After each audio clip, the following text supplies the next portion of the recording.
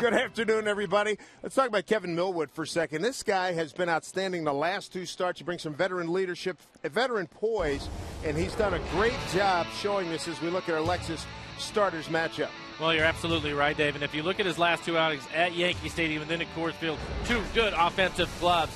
He really pitched great, and it all comes down to his fastball. Can he command his fastball early in the game? When he's able to do that, he'll start throwing his slider, a good curveball at times, mix in his changeup. But I think overall it really comes down to Kevin's fastball. That's what he likes to pitch with. The key today, the Rangers, a good fastball hitting club, so he has to command it early. He typically likes to pitch up in the count. What I liked in Colorado is he stayed down. We saw a lot of ground balls off Kevin Millwood. Same thing today would certainly help him, but he has been outstanding in his last two outings. That has been a tremendous, tremendous addition to this ball club. Now, these first two games of the series, the Mariners and the Rangers been getting after it hard. Some great still shots over the last couple of days. The King, Felix Hernandez, he was in action the first day, riding his friend Adrian Beltre. And then how about Josh Hamilton? What a catch he made last night against Wells, against Liddy. Ichiro getting in on the act as well. We've got the series finale today. It's a matinee from Seattle under cloudy skies with the roof. And is bringing us all kinds of cloudy, good times here in Seattle as we get ready for Mariner baseball. First pitch straight ahead.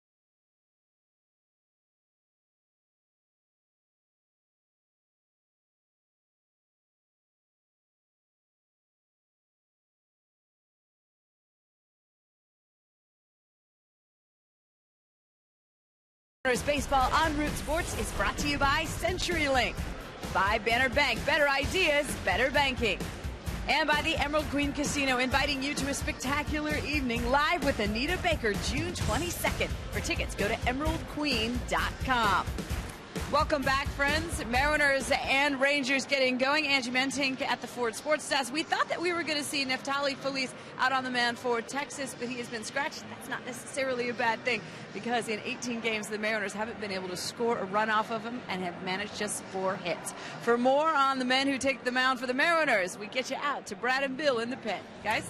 All right, Ange, thank you very much. Yeah, the winning streak ended last night for the Mariners at 4, but the starting staff, the starting pitchers, have an even longer streak, Bill, of quality turns. Look what they've done the last 5 starts. Everybody getting a turn, everybody contributing, and it's been impressive. Look at the numbers, Bill, 4-1, and take it from there, buddy. Oh, the numbers are really, really good, and they've gone deep in ball games. Millwood, the 2-hit shutout. Vargas had a shutout into the 7th and an RBI base hit.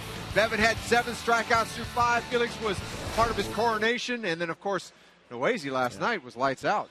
The 1 RBI from Vargas, we should have put that on the graphic. Should have been well. on there. Very impressive in the 3 games. All right, for more on the rotation, pitching, not hitting, down to the field, and Jen Mueller.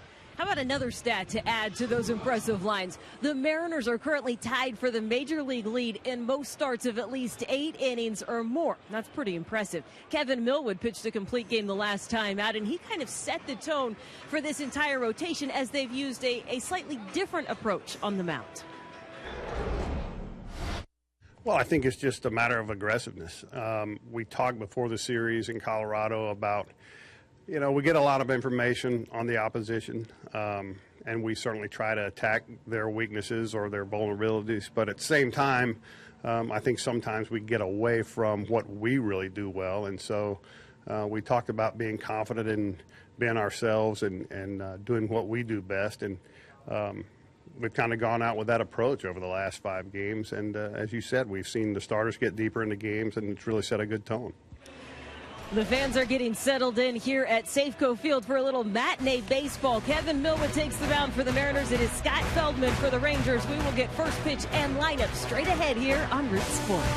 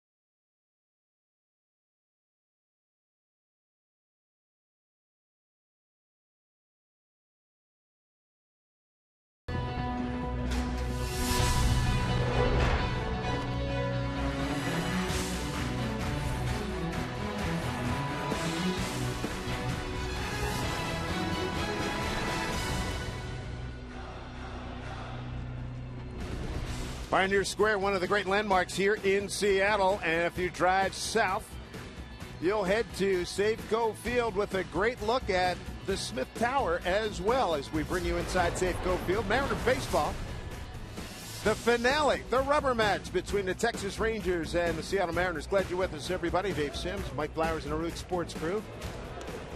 Matinee action. Kevin Millwood, the veteran, on the mound against one of his former teams, the Texas Rangers, and the first hitter is Ian Kinsler.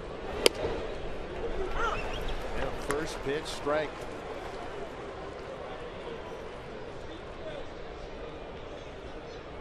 55 degrees here in Seattle under very cloudy skies. About half hour, 40 minutes ago, they pulled the roof back. Kinsler looks at ball one. Rangers won last night 3-1, ending the Mariners' 4-game winning streak. Mariners took the first game behind King Felix on Monday 6-1.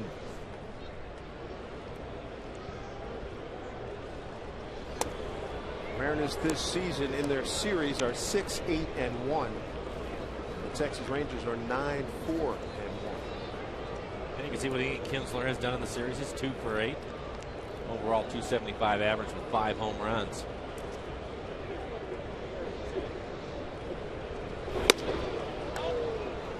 One count to Kinsler.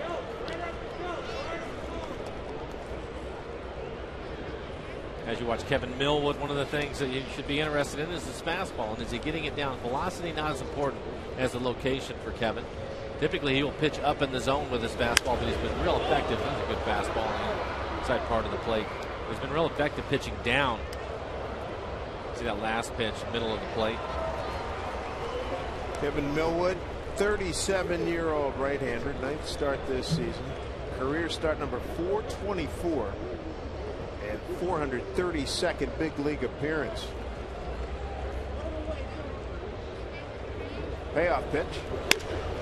It past the diving Kyle Seager for a base hit in the left field. Alex Liddy gets it back in. Let's take a look at the rest of the Rangers batting order. And for manager Ron Washington, following Kinsler will be Elvis Andrus. He had the big triple in last night's ball game. Josh Hamilton, Mariners kept him at bay. He will hit third. Then it's Beltre, Young, Murphy, Cruz. Toriab will do the catching today. Napoli gets the day off. He will hit 8th, and Moreland will hit 9th. Numbers for Kevin Millwood. He's really improved his ERA over his last 2 outings. 4.17 for Kevin, 49 2/3 innings, 35 strikeouts, 20 walks. Want to stay away from the walks. We saw that last night. A couple of walks from Noesi. They both scored. So Kevin will make these guys earn their way on today.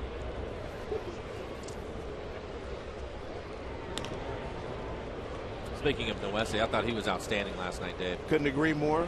And the fact that you hold the Texas Rangers to 3 runs on 4 hits, that's impressive. Yeah, it is. It is. The Mariners unfortunately had some opportunities early and late in the game and weren't able to capitalize them, coming up with just 1 run. That's not going to work against this ball club. Casper Wells, there's Matt Harrison. He threw a nice ball game. Mariners had him on the ropes. Wells drove one deep to left center field, and Hamilton made a catch up against a Nikon sign out there. And Wells said, I need to get to the weight room. Boy, a little more oomph, and it would have left it. Would have put the Mariners up 5-0 early. There's a strike. Home plate umpires Alfonso Marquez. Corey Blazer at first, Brian Honor at second, and Tom Hallion at third. So Andrus, the hitter, he tripled on a 1-2 pitch, 2 out, 2 on in the 3rd inning last night. This after Ron Washington extolling his virtues, going to center and right center. Where's he hit it? Left center. Had a breaking ball up in the middle of the plate, drove it out into the gap in left center field.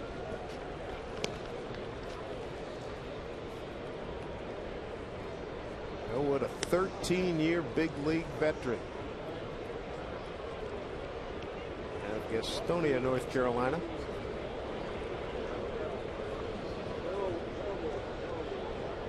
Basketball Hall of Famer James Worthy from that same town. But Kevin's a Duke fan. There's a strike 3 call. Andrus is gone, 1 out. Again, quality of Kevin's fastball. This is what he's been doing. This last pitch, they want it on the outside corner, and he splits the corner and keeps the ball down for the strikeout. He'll be in good shape if he stays there for the rest of the afternoon. Take a look at the defense playing behind him. In the outfield will be Alex Liddy.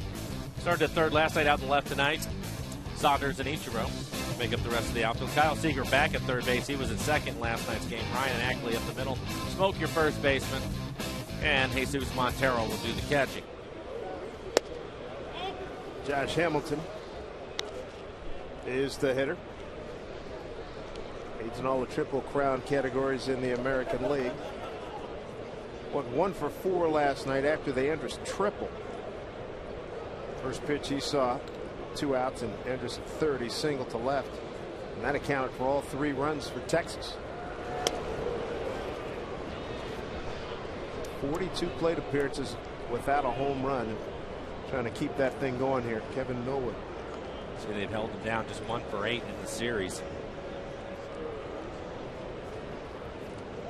Boy, he more than showed his mettle last night with those 2 great catches, robbing Liddy of a home run. Liddy said he got all of it and it didn't leave the yard. And I told you about Wells. 2-0. Little tapper. Millwood will throw and get Hamilton. That's a big out. Moving up to second is Kinsler.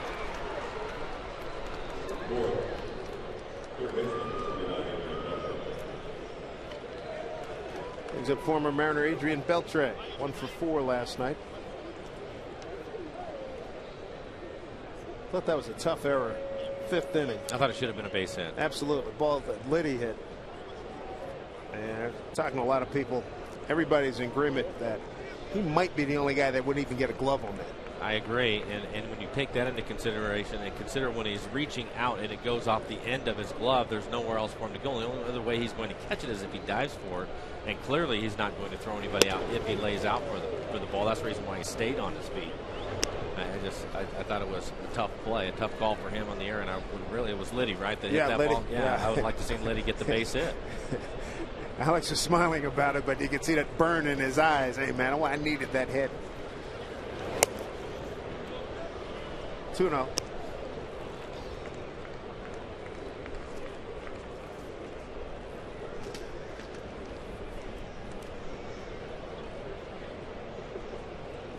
They'll trade a 250 hitter against Kevin Millwood.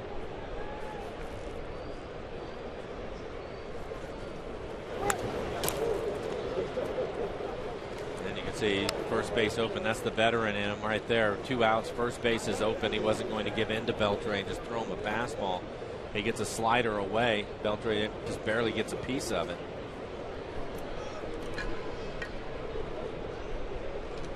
Two and 1 to count. 2 outs with Kinsler at second base. Just underway here in Seattle. Foul back.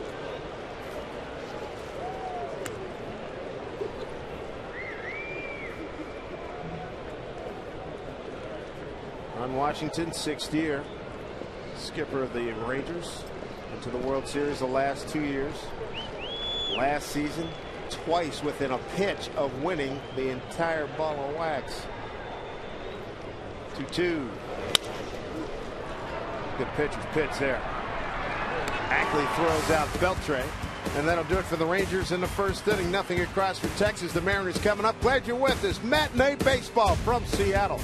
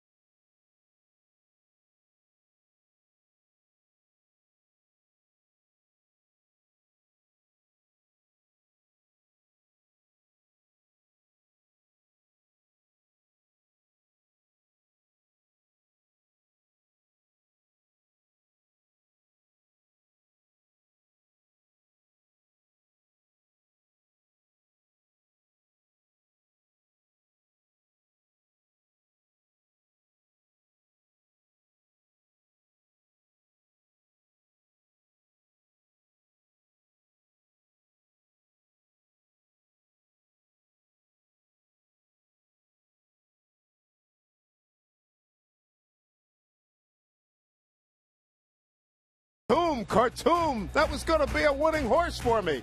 I don't get the connection, but maybe he's a big fan of The Godfather like I am. Let's take a look at the Mariners starting lineup. This afternoon's starting lineup is brought to you by Chevron.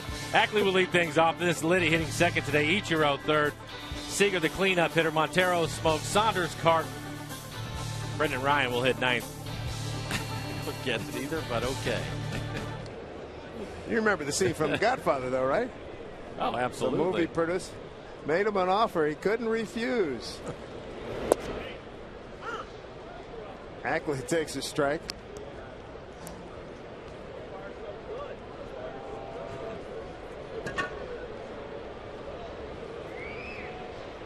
Mariners have seen Feldman, maybe not all of this Mariner crew, but he has faced the Mariners in the course of his career. Let's see, 9 starts, 5-3 with a 3.25 ERA, and with Feliz on the shelf with a bad elbow. He stands in, gets another start here. Ackley's gone. This is his third start of the year, all of them spot starts.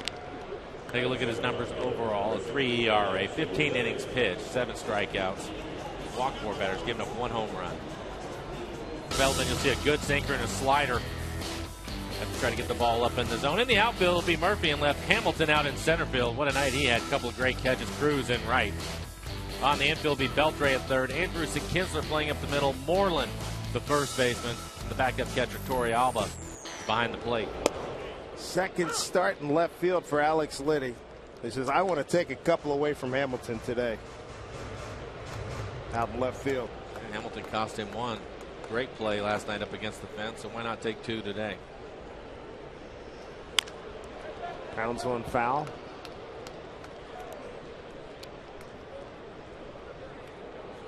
Liddy last night, 1 for 3. Solid base hit up the middle in the 8th inning to lead off late in the game. Mariners lose 3-1. He could have easily had 3 hits last night. You know it.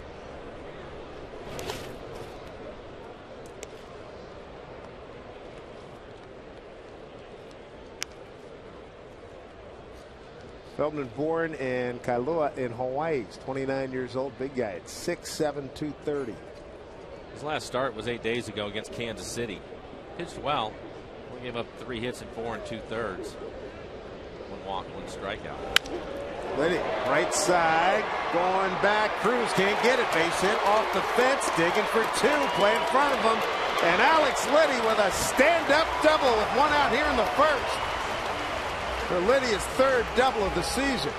Nice to see him use the entire field. Well, he was pulling off the ball for a little bit there, but now he's getting a little bit more playing time. Colorado, he hits a triple. Last night he swung the bat well, and here he goes going with the pitch. Hits it hard out to right field. Take a look at our McDonald's Supermo. Cruz with a great arm in right. Plays it perfectly off the wall. Throw a little bit wide at second, so Liddy will get into second base with a double. But he's been swinging the bat much better over his last 3 tries. Last 3 starts, I should say. Eric Wedge thrilled to have that type of versatility. There's Ichiro looking at a strike. Liddy can play first, third. Now they got him in left field. He takes ground balls at every spot in the infield. Ichiro's been swinging the bat a little better of late.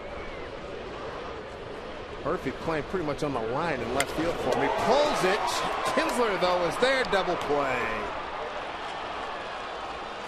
A soft line drive leads to a double play, and that'll do it for the Mariners here in the first. No score at Safeco Field. Khartoum, come back.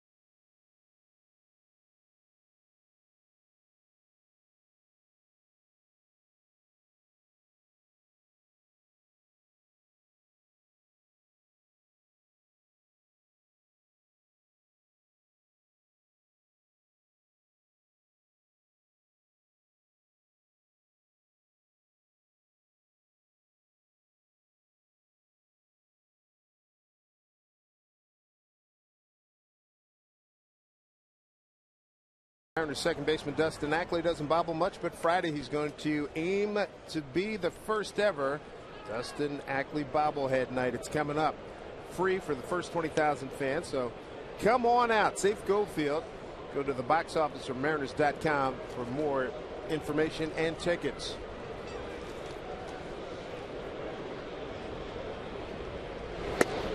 Michael Young leads it off. Young, Murphy, and Cruz 5, 6, and 7.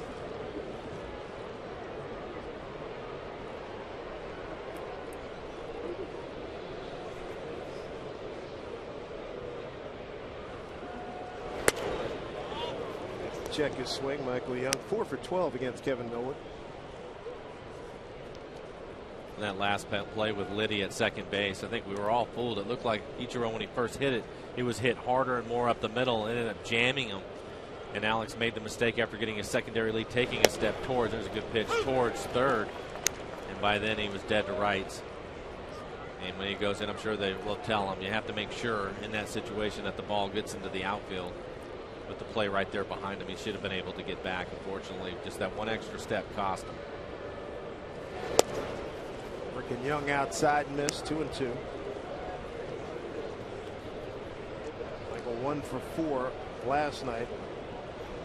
0 for 4 against Felix Hernandez with 2 strikeouts. Struck out once by Tom Wilhelms. 2-2. That's a good looking pitch. Kevin is going to be effective today. He needs that last pitch, number 5 right there on the outside corner. He has to get that pitch.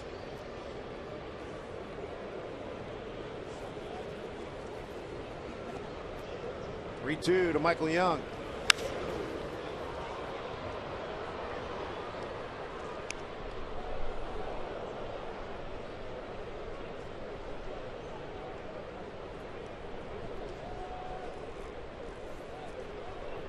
Millwood with just 2 fabulous performances on that last 10-game road trip, winning at New York, winning at Colorado. 3-2 again. He's making Michael Young work. His pitch is on the outside corner again, just trying to keep the ball away from him. So if he gets a hit, it's a single.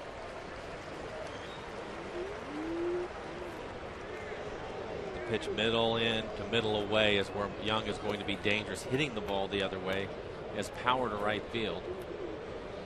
You really have to hit the edges of the plate with him.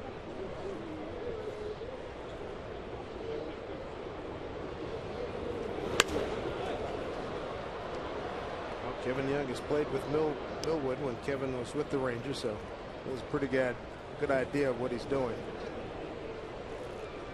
against a veteran right hand.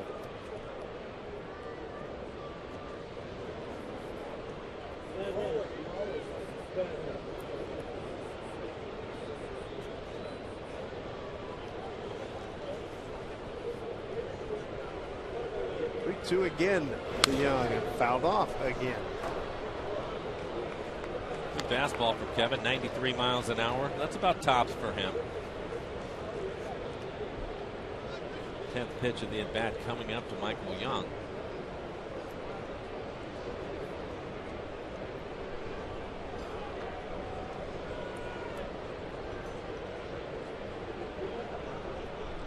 Saunders, the center fielder, about 10 steps to right center against Michael Young. Here's a 3-2 one more time.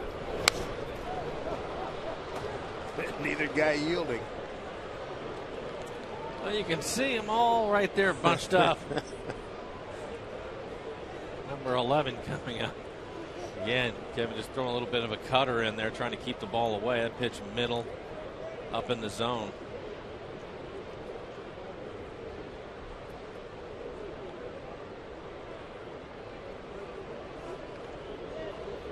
I think for a younger pitcher, you start to get frustrated right about now, but I don't think it'll have an effect on Millwood. Just try to make another good pitch. Ryan shading, taking a couple of steps towards his right, and back up, hits him on the foot. Millwood recovers and throws out Young. And wins that battle. That was a good one. It looks like he's okay. Montero went out to the mound to make sure. I thought it hit him on the foot, maybe on the heel portion of his cleat. Take a look at it. Kevin wins this battle. You're right. Another good pitch down. Hits him on the heel, maybe the ankle a little bit. Fortunate the ball stayed right there.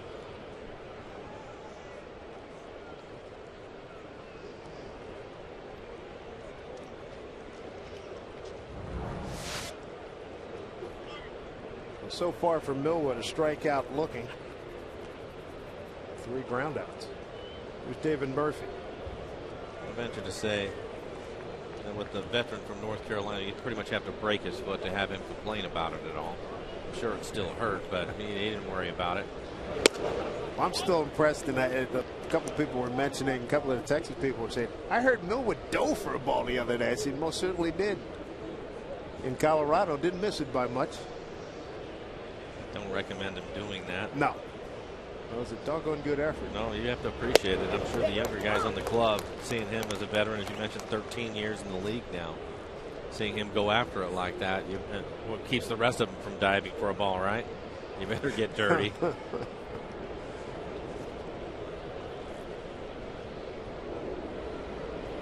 I like what you said to Nettie. It's that nice little, nice and easy, I'll get there when I get there, North Carolina stroll off the mound. It's great. I love it. That's kind of his personality. I was talking to him yesterday, and he was cracking me up just talking about Seattle and where he's living and all that stuff. He's living downtown and enjoying himself, but it was just funny. Things are a little bit different for him here in the city than where he is living in North Carolina, but he's great. Angie Mentick and Brad Adam were commenting to the skip room when we went in to talk to Wedge, and the Sam Elliott movie was on, and said you should hear Millwood do Sam Elliott. Beef, it's what's for dinner. Ram tough. He said it sounds just like him. 2-2. Get that rolling thunder voice. 32 pitches for Kevin. Again, that at bat from Michael Young hurt his pitch count. I think it was 11 pitches that he put on him.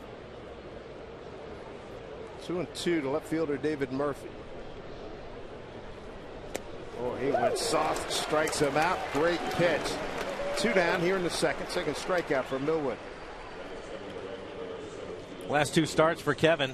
Pitched deep into the game. Look at the hits. Just 3 hits against the Yankees and then 2 hits against the Rockies in Colorado. 1 earned run over those 2 games.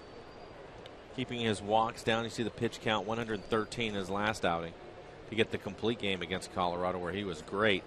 That slow curveball, an effective pitch for him.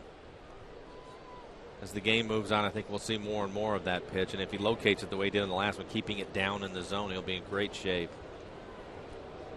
That's 62 miles an hour on that changeup. My goodness. Here's Nelson Cruz.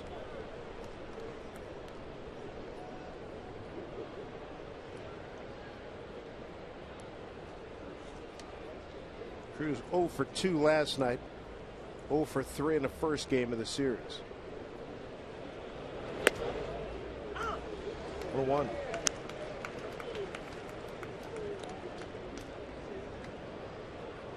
Cruz off to a little bit of a slow start this year, hitting .266, but just 4 home runs for him.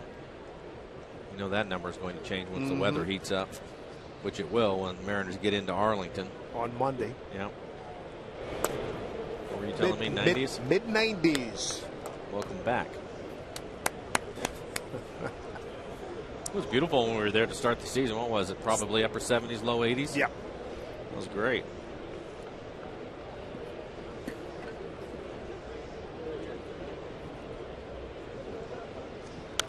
Fouled off.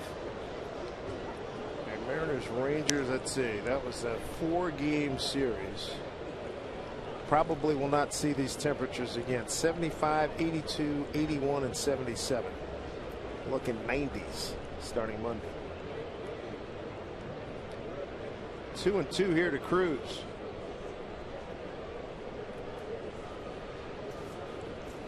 Letty playing deep in left field. So he goes to right field. Ichiro coming in towards the line. He's got room. Nice catch.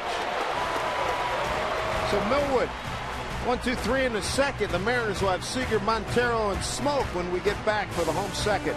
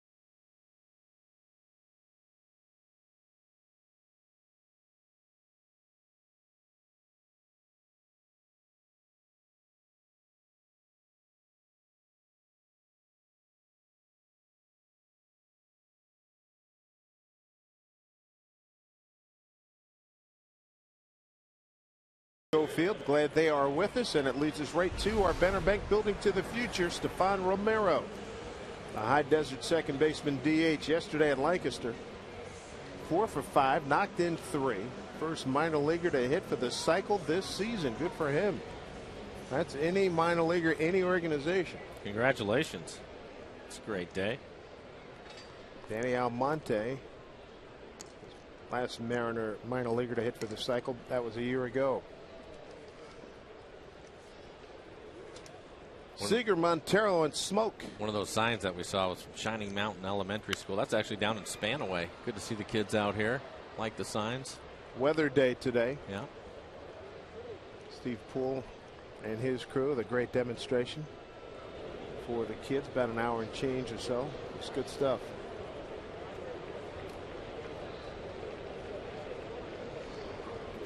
Seager 1 for 2 against Feldman. Put up high. Kyle 1 for 4 last night. Beg your pardon, make that 0 for 3 last night.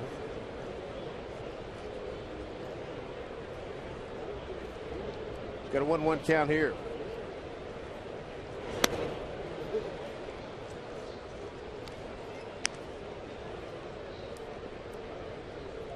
Feldman came up with Texas in 05. 8 starts, went 0-1. Became a regular in the rotation in 08.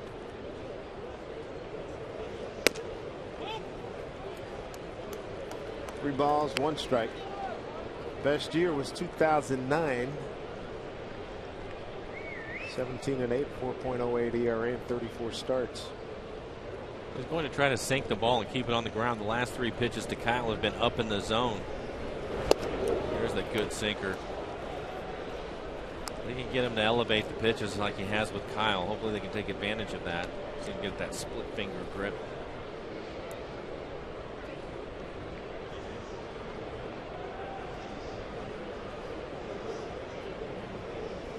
Full count here to Seager. And he walked him. First walk. Feldman struck out 1. Double play. Got him out of trouble in the first.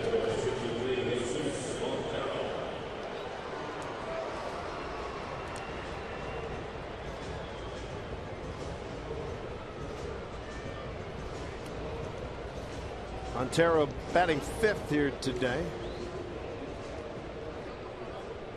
0 for 4 last night.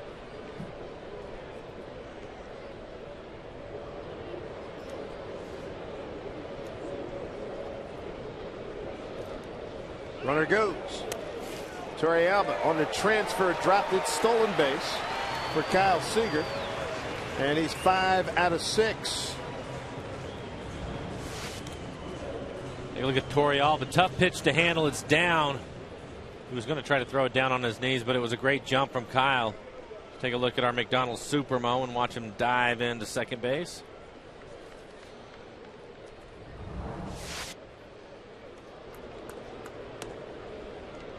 Montero's first look at Feldman. 1-1. Should set up well for the Mariners. If nobody out, Montero likes to hit the ball up the middle the other way.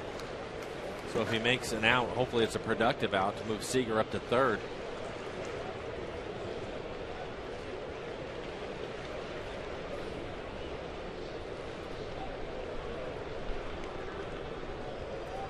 Seager back safely.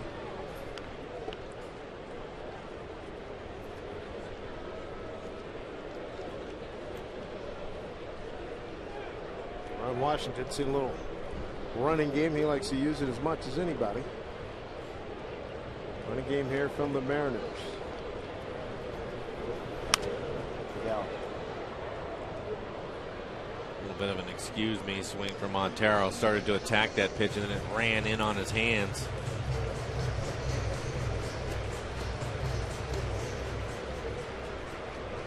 You can see from the trace of that pitch up and in on him.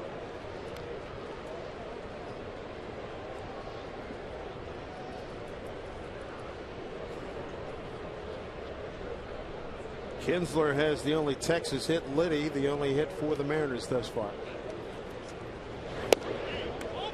Outside. 2-2.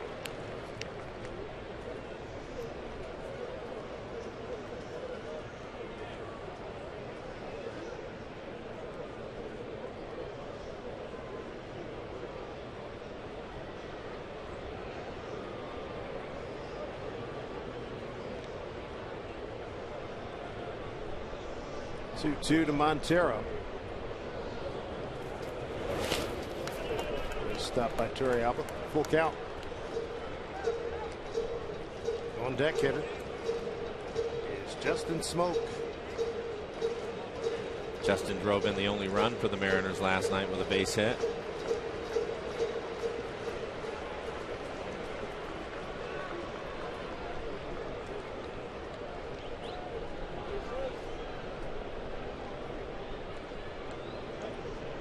Rangers shaded a little bit towards the right side. In the outfield for Montero. 3-2 pitch from Feldman.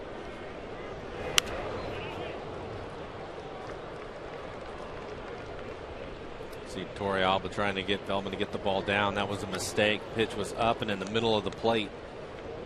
It's a good pitch. There you can see it. Sixth pitch of the at bat for Montero. It's a good pitch for him to handle. Missed it. Bounced straight back.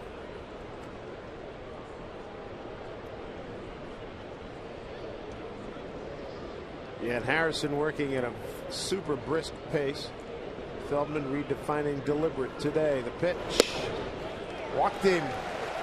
Back-to-back walks, first and second for the Mariners. Nobody out.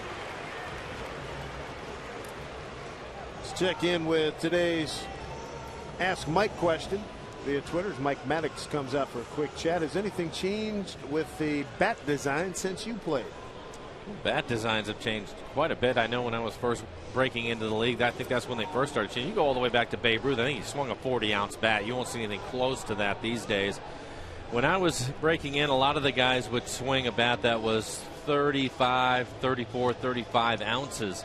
Today, most of the guys are swinging a 34-inch, 31-ounce bat. I think that they have probably a little bit thinner handle than they used to. And then, of course, we talked about, you and I talk about all the time, Dave, the cup at the end of the bat. That started to come around when I was in the game. Not many guys used it. Most of the guys nowadays will have the cup in their bat. Again, that's just for balance, but they've changed a little bit, I think, in that aspect. And again, over the course of where it started, the handles used to be really, really, really thick handles. And bottle heavy bats going way back. Yeah, heavy bats. That's changed quite a bit with all the different pitches that these guys are throwing these days. And so many guys throwing 95 miles an hour. They're trying to quicken things up. So the bat's a little bit smaller, a little bit lighter than they used to be. Here's Smoke. 1 for 8 on the homestand. And if you got any more questions for Mike, direct them to @RootsSports_NW. That answer later on in the game. Good situation brewing here in the second inning for the Mariners. Feldman's walked Seager and Montero. Seager stole second. And he's 1-0 here to Smoke. 2-0.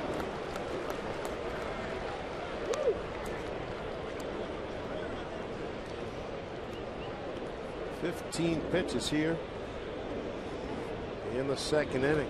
Pretty economical in the first inning. Only threw 9 pitches in the first inning.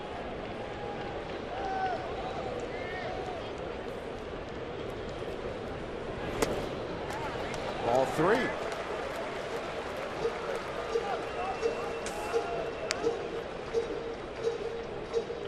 Saunders on deck.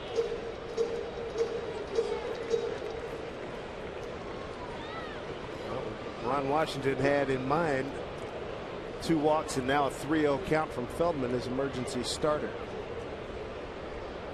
Vitali Feliz a couple of days ago goes on the DL. Elbow issues. 3-0 to Smoke. And that's strike 3-1.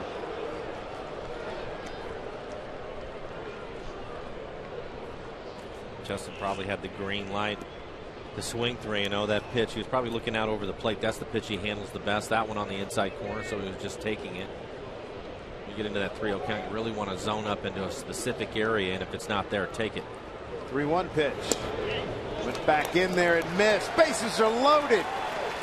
Here's an opportunity for Michael Saunders, similar to last night when Wells came up with the bases loaded, and he hit a deep drive to left center field that was run down by Hamilton. Now Saunders with a chance. And this is one of those situations that you just cannot let this one get away from you. You're playing the Rangers. These guys can score a lot of runs in a hurry, and you have a chance to do some damage here. You have to take advantage of the Feldman all over the place. And the bases loaded with nobody out.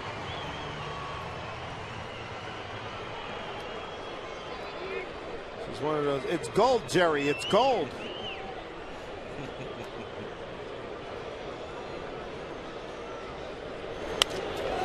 First pitch, Hackney fouled it back. Good aggressive swing from Michael. I like that. I think you just don't go up there and take pitches. If he throws a pitch in the middle of the plate, just turn it loose, and that's where Michael got it. 90 miles an hour right down the middle. Fortunately, he missed it. Mom would say, go to town. That's it. Go to town.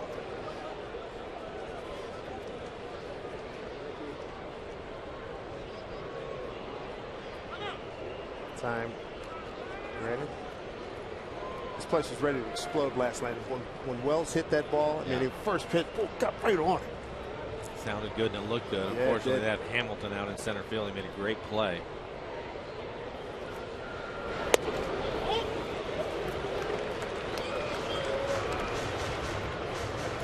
One to count.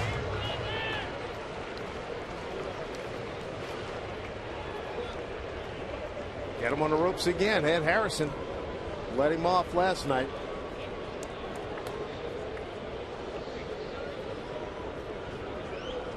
A 1-1 count to Michael Saunders.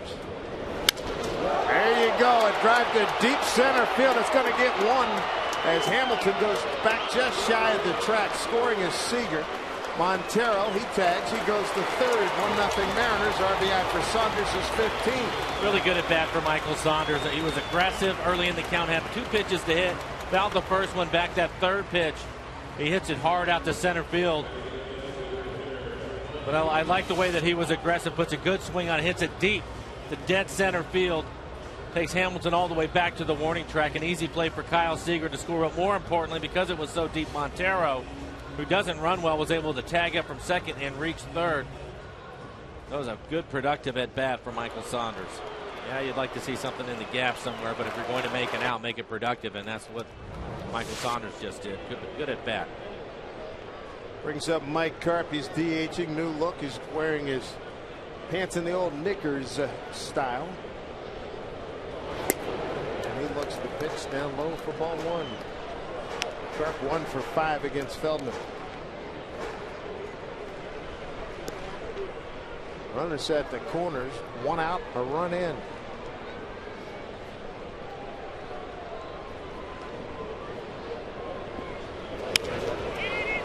Going back, Andrus got a good jump on it, and he makes a catch.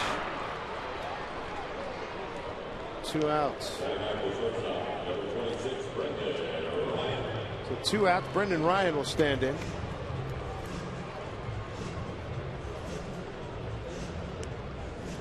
Two for 4 yesterday. Ryan with a double to left and a single to right.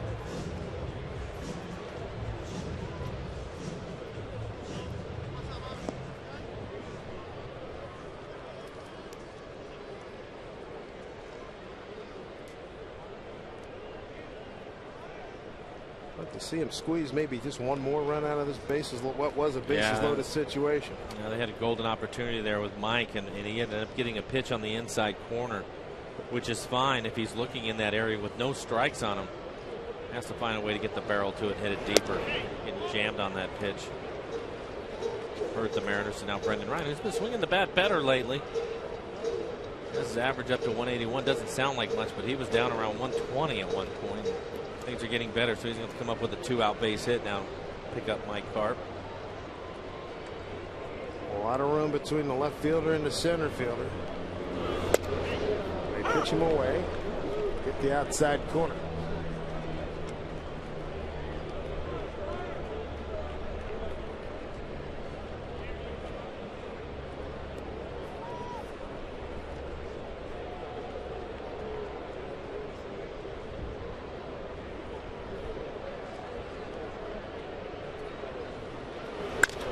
Bounces one right to the first baseman. Mariners get just one run out of the bases loaded situation. Have a 1-0 lead going to the third.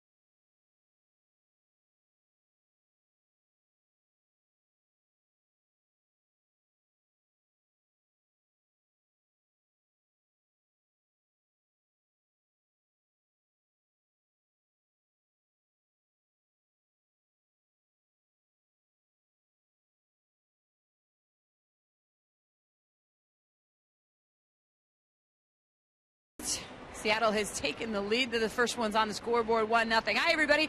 Angie Mentink here at the Ford Sports Desk. Rangers and Mariners, not the only early game. We also have one against the Rays and the Blue Jays. Tampa Bay in the finale of the three-game set. Bottom of the first, Drew Sutton puts the Rays on the board with a double deep to center field. That plates two, gives the Rays the lead. Right now, the score is 4-4 in Tampa. And our Sterling Bank score from around the lead looks like they may be headed to extra innings. Dave, back to you. All right, Angie, thank you very much. Millwood's first pitch up high to Yurvi Torrealba, the catcher, followed by Mitch Moreland and Ian Kinsler, 8-9-1.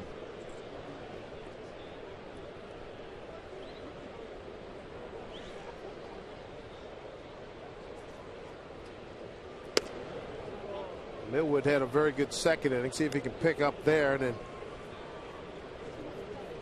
Mariners can shake off that bases loaded opportunity in which they only got one run. Start anew in the next inning.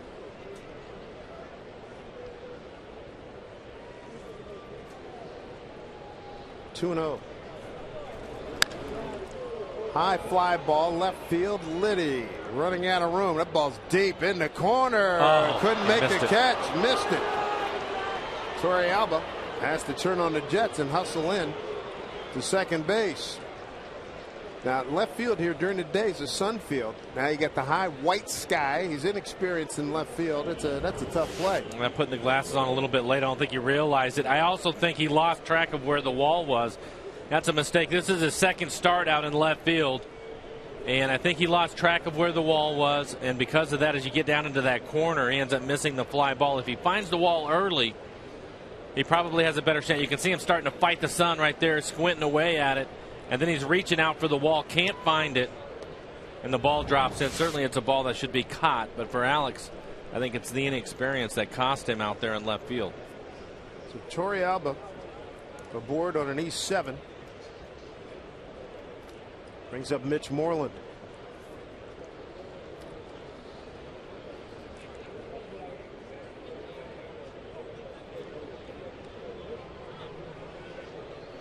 Eric Wedge in his media session said, hey, I like having Liddy out there. Now, he hasn't had a tough play. As soon as I say that, he's going to have a tough play. Well, that's exactly what happened. Yeah, he's going to have a couple of tough ones that he's going to deal with the more he plays out there. I think it's the slicing line drive off the left-handed hitter that is the most difficult. But trying to get his bat in the lineup. He's hit a double in the game, but he's just trying to find a position for him, typically an infielder. I like his attitude. Wherever you want me. Tell John Fogerty, put me in, coach. I can tell you, having played infield my entire life, and the first time I go to the outfield was in the big leagues. It's as much as you want to get in the lineup and you go out there, there's a lot to it, a lot more than you think, as opposed to just shagging some fly balls in batting practice and having a guy hit the fungo bat out there to you. You get into the game, it's quite a bit different, and you just have to do it. And unfortunately for Alex, misplayed that one, so he ends up with an error. Energy surge, anxiety surge, and there's some. And then when you're dealing with fences too, that's not necessarily something you practice a lot in terms of running towards the fences, right? Well, they haven't been home long enough to really practice a lot. You think about it, he was out there on the road trip for the first time, and they've only been home here to start again for this series. So you have a day game today. I'm sure he was not out there today, I can tell you that. So he basically had 2 days to try to work on something. And typically when you get into that wall, what they'll do is they'll hit balls on a line off the wall so you can get used to the ricochet and the way the ball bounces off of it. They're not just going to hit a lazy fly ball in there. Now all of a sudden you're running into that corner fighting the sun, and you could see him reaching, trying to. He knew it was close, just didn't know where it was at. An everyday outfielder, Casper Wells, he will run over to that spot and find the ball again, because that's what outfielders will do at this level. Saunders does that well. Gutierrez does that well. When you're inexperienced, you have it the way that he had it. Yep. So he'll learn from it. They'll keep working with him. Speaking of Goody, he's been in town the last couple days, looking good. Went Arizona, then out on the rehab assignment. Little dribbler. Torrealba gets back to second. Moreland is retired. 1-3. Since April 21st, who has the best record about that? The Oakland Athletics. Pretty bunched up in there. Angels just lost Vernon Wells for a time with a hand injury. I think it was a thumb. And you look at the Rangers, what they start 12-2 to start there. They came out of the gates just on fire. Played around 500 baseball since then. Oakland's got the number 3 ERA in the American League. Mariners 7th, Texas number 1. Another good pitch from Millwood, not letting Moreland pull the ball to the right side, keeping Torrealba at second base. Top of the order, here's Kinsler, got a base hit to left, lead off the game. Ball 1.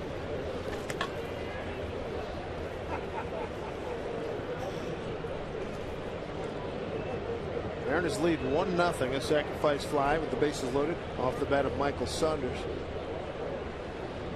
That's all they could muster. 1-1.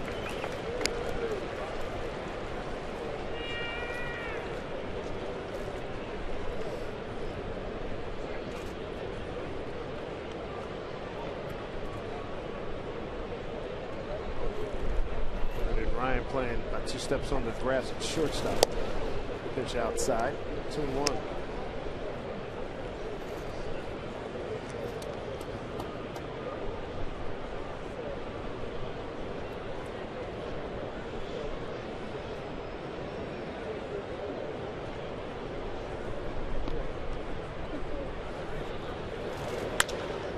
Drive to right.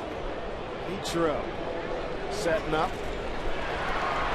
Torrealba will hold his ground. 2 outs.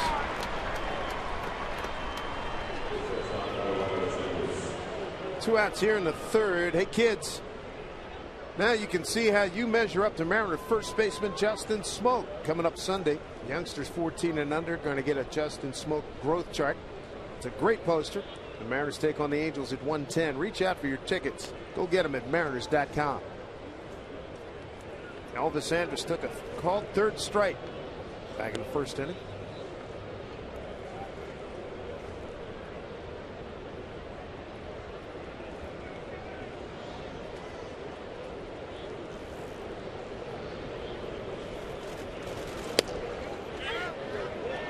Check this swing, says Corey Blazer. Ball 1.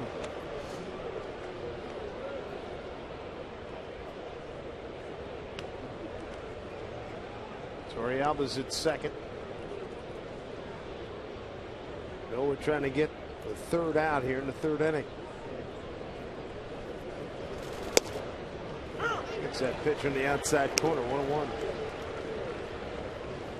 2 strikeouts, no walks for Millwood thus far.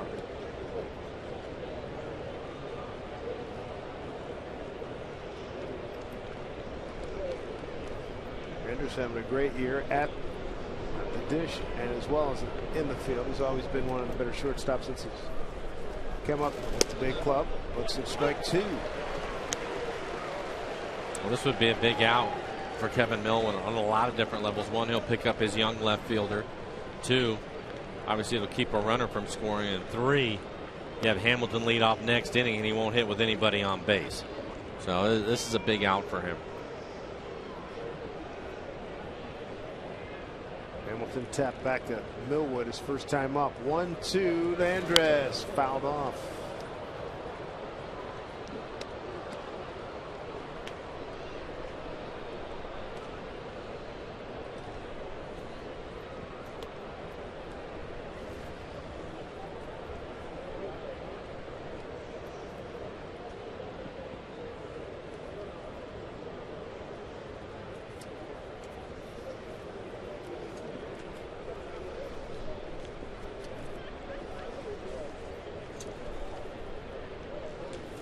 .37-year-old against a 23-year-old. The pitch. Outside gets away from Montero.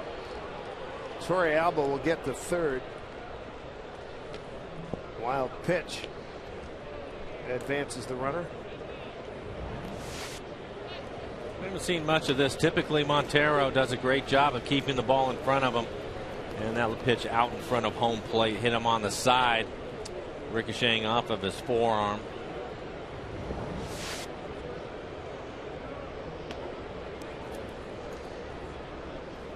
Second wild pitch from Millwood. Delabar, Furbush, and Felix Hernandez also have 2, along with Brandon Lee. 2-2 pitch up and in, full count.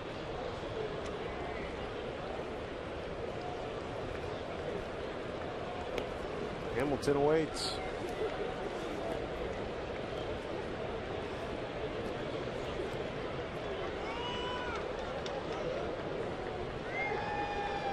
Here we go. 3-2 to Andrus. Hit it on the ground to Ackley. Big out. Big out as Ackley throws the smoke. That'll do it. They get a runner to third, no further. It takes Alex Liddy off the hook. He's a happy camper right now, as are the Mariners, leading 1-0.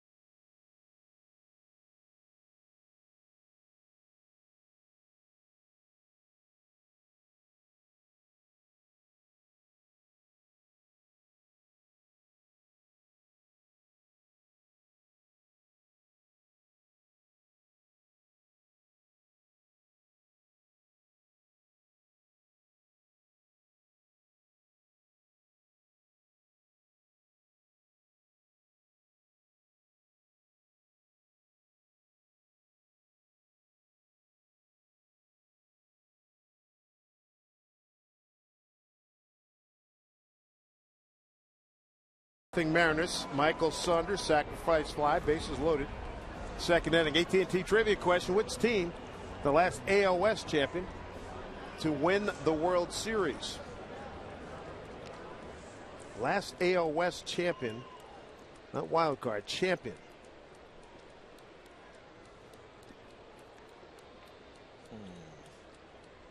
That's right. Bill, have been a realignment over the years. of that group. I know the White Sox most recently won the World Series. That was in '05.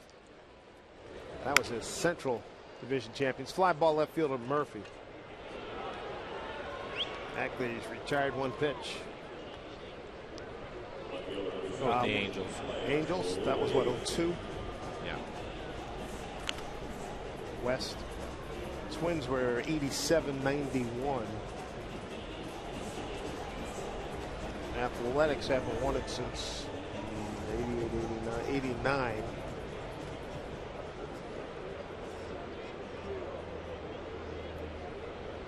I'll go with it. Angels. Showing bunt as Liddy takes a strike.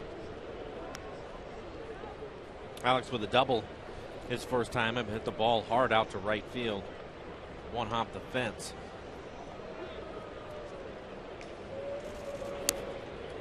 Way outside.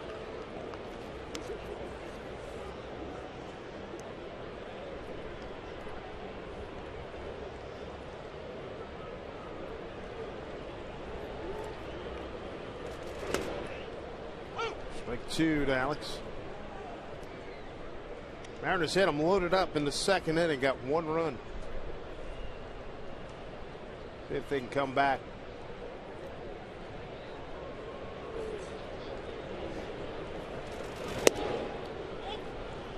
Two and two.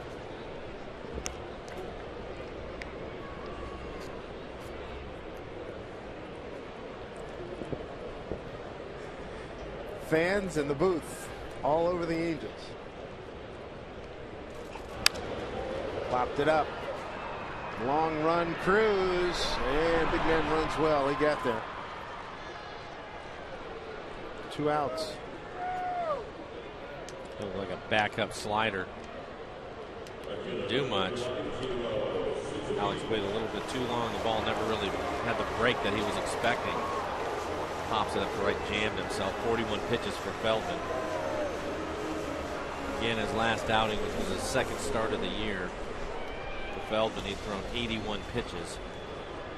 He'll be around that 90-95 range today. Ichiro with a 5-game hitting streak riding, hit a soft line drive that turned into a double play his first time up. That's with Liddy at second after a double to right first inning.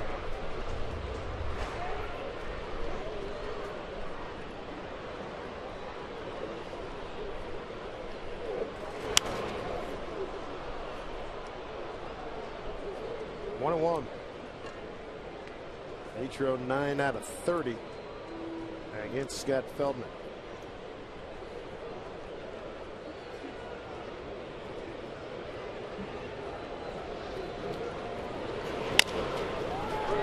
Beltre will make the play. Ichiro and the Mariners are gone in the third. 1-0 Seattle on this matinee day ball game from Safeco Field.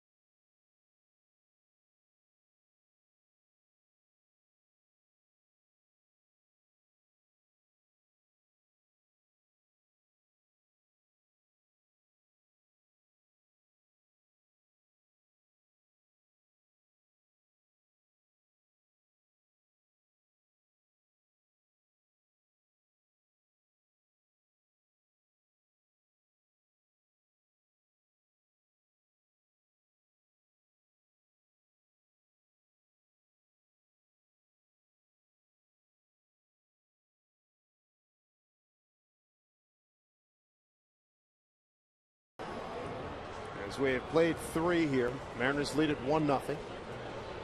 Michael Saunders, a second inning sacrifice fly to center for the only run. They put the Hamilton shift on as Josh will lead off. Here in the 4th, Hamilton, Beltran, Young, 3, 4, and 5 against Kevin Millwood. I think it was in last night's game. We saw Kyle Seager. He was playing even further than Ackley is now. Actually fielded a ground ball out in shallow right field and was able to throw him out. Yeah, one hopper. That would have been a base hit, standard operating defense there. There's Ackley.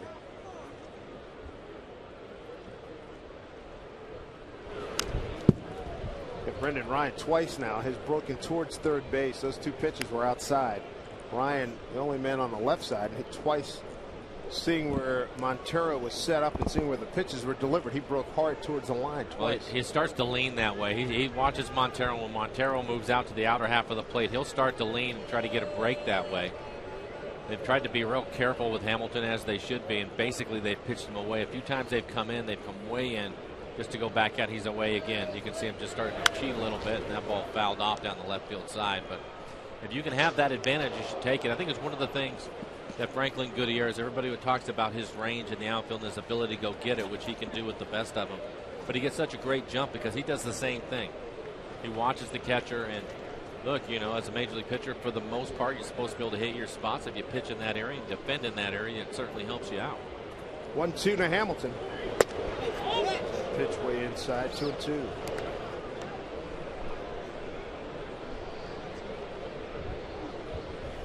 There you go. You can see those pitches away from the last one. He wasted inside. Probably go back away again. I wouldn't be surprised. Maybe something off speed. Trying to get him to chase it. 2-2. Pulls it. Ackley charges and throws him out. Good changeup.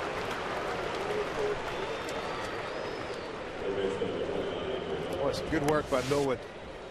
And again, the good news, the pitch is down. You can see him go out there and hook the changeup, only 84 miles an hour. Great pitch again from Kevin. CenturyLink high-speed pitch. Both men checking in at 93. Boy, that's a big out. Here's Beltran.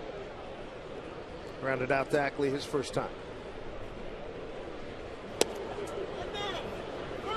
Did not go. Still the only major leaguer I'm aware of that beats the home plate umpire to the appeal.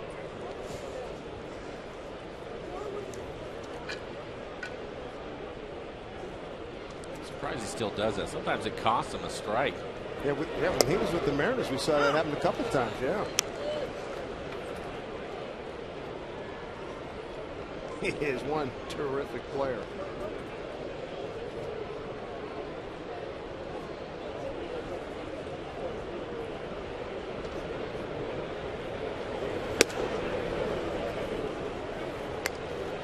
Two and 1 to Beltran.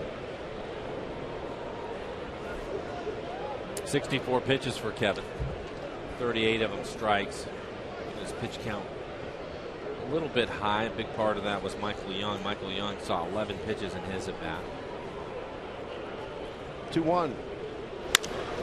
Really smoked into the gap, right center field. Couple of hops to the fence. Beltran will ease into second with a double, and for Adrian, that's his 10th double of the season.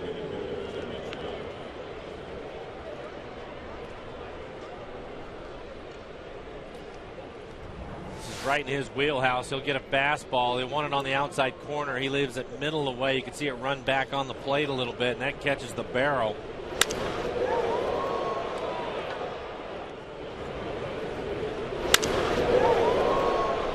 And that good sound. One out, Beltran at second brings up Michael Young. 11 pitch at bat, leading off the second inning. They eventually tap back to Millwood.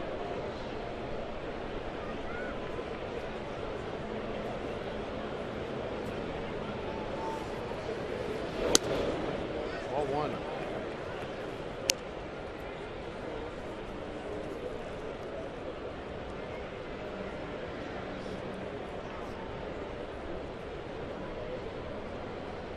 That hit by Beltre, the second hit for Texas this afternoon. There's a strike, 1-1.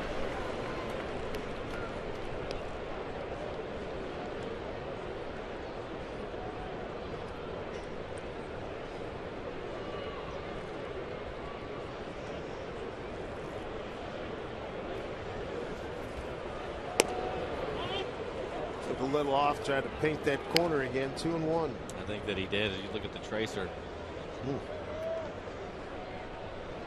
Alfonso Marquez, home plate umpire today. We only had a couple of Hallions last night, right? A couple of punch outs. That's it.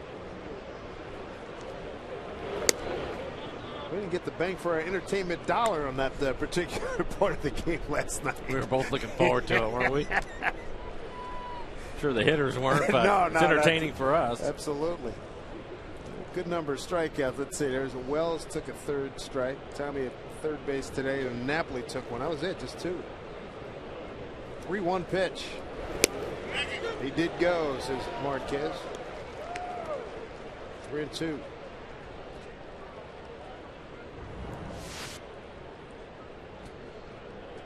Oh yeah, I think so. Beltre at second, 1 out. Michael Young, the 5-hole hitter for the Rangers. 3-2 pitch from Millwood.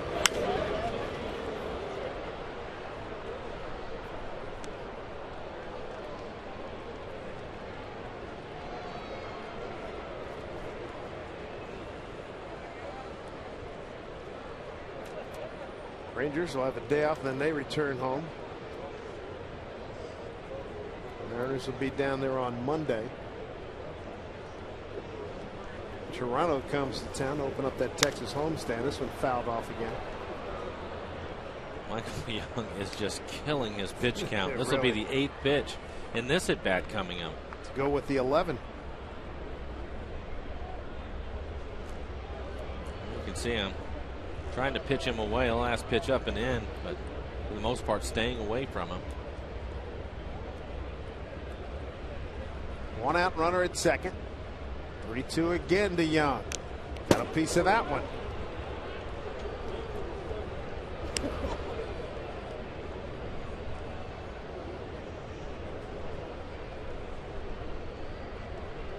Again, for Young, I know why he's staying away from him.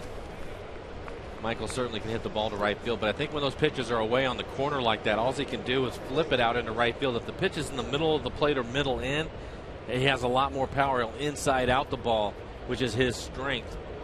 A lot like Jeter does from the Yankees, and that's when he'll drive it the other way. So Millwood staying away from him.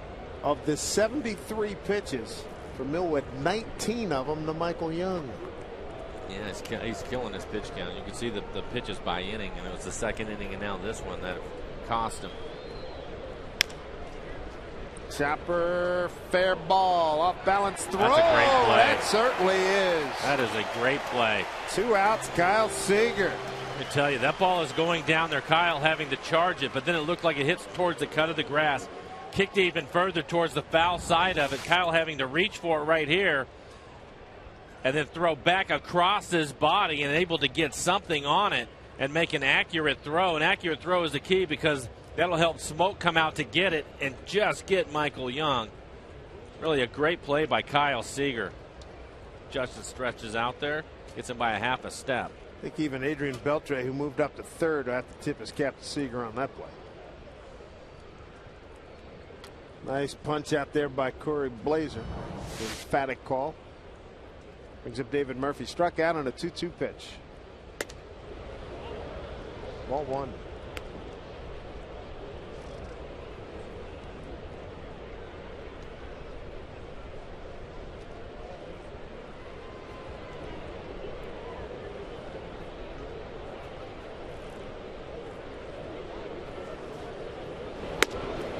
Off high again. Slapped himself on the right thigh. Looked like he probably didn't get enough extension on that throw, among other things. He cut it off a little bit. Yeah. And it's funny when he does something like that and he's not happy with it. You see that just slow stroll off the side of the mound, disgusted with himself. It's great. If you will, his veteranship. Yes. Back up this way. Make a play, Mike. Hey, now! Oh, in and out of his hands. Oh, Flowers, you had it. You had it. Make a play, son. I was bailing. I was out of there. That Take a look at it. See if my eyes are closed. Hands are good. You're good. I was in reverse. I felt reverse, man. I tell you how your hands. That thing stinks, doesn't it? Now they're fine. Oh, Twitter's going to blow up now. Yo, Flowers, come on, man. I know.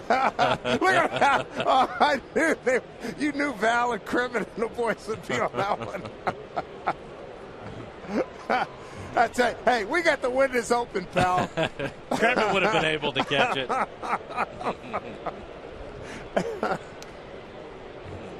2-2. Hey, man, those heroic days. You don't need that anymore. Pitch to. I tell you what, you showed me something. You reached out at me. You had to hate him. I'll be honest with you. I picked it up late because as soon as the foul ball went up, what you were doing. As soon as the foul ball went up, I looked right back down at my sheet. I was reading something, and by the time because I heard you say something, I looked up and there it was. Still had the pen in my hand. Under normal circumstances, I would have been out of the way. That's why I was stunned when I said make a play and you're not moving. And then I saw it the last second go, nah. Thought you were talking to one of the fans. I didn't know you were talking to me. Oh, that's something. Hey, Crimin and those guys, it's not even cold today. They got the windows closed. What's up with that? Yeah, I don't want to hear it from them. I'll tell you that right now. Riz will be over here probably during the break, giving you the business. That's fine. Nelson Cruz fouled out to Ichiro. First time up. Runners at the corners here. Good pitch.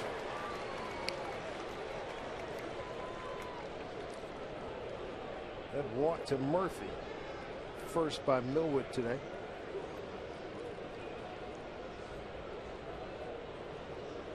.25 pitches in the inning. Again, Michael Young. Runner goes. Montero will hold it. Stolen base for Murphy. That's his third.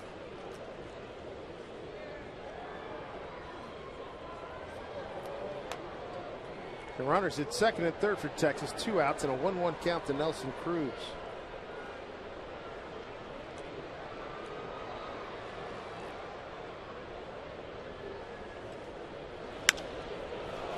Deep drive, right field. Ichiro going back. He's got room on the track. Got it. Strand 2 in the fourth as Millwood pitches out of some difficulty here. Seager with an outstanding play. A big out in that inning.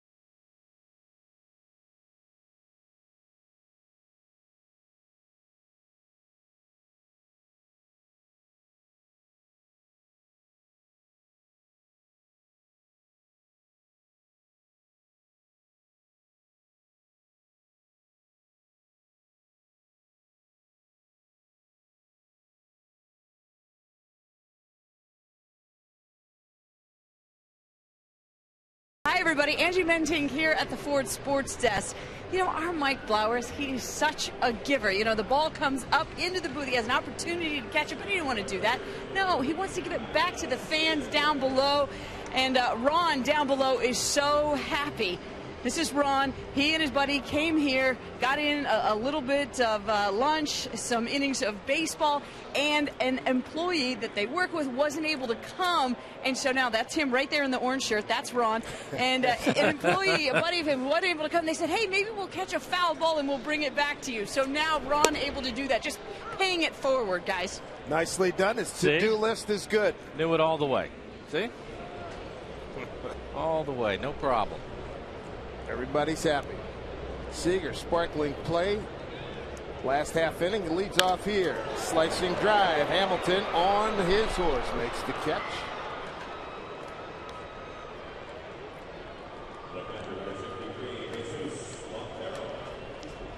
Mariners lead 1-0. Second inning, they loaded them up. Seager walked. Montero walked. Smoke walked. Saunders on a 1-1 pitch hit a sacrifice fly deep center field to score a run. They couldn't get any more. Carp a flare to the shortstop. Pop up, and Ryan bounced out to first.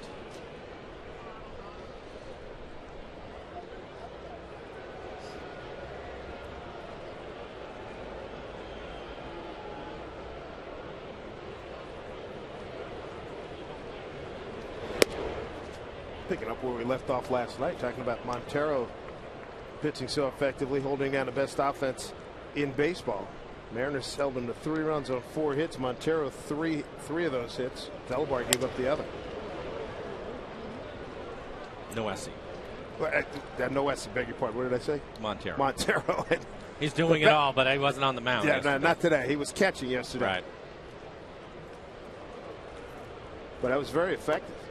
And Millwood picking right up today.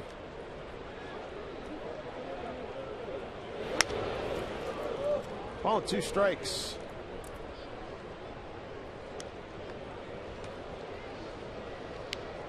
'50th pitch for Feldman coming up.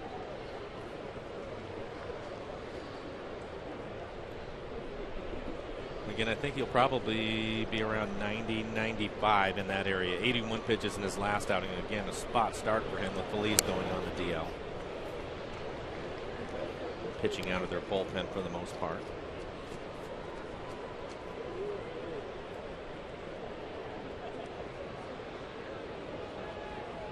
Two and 2.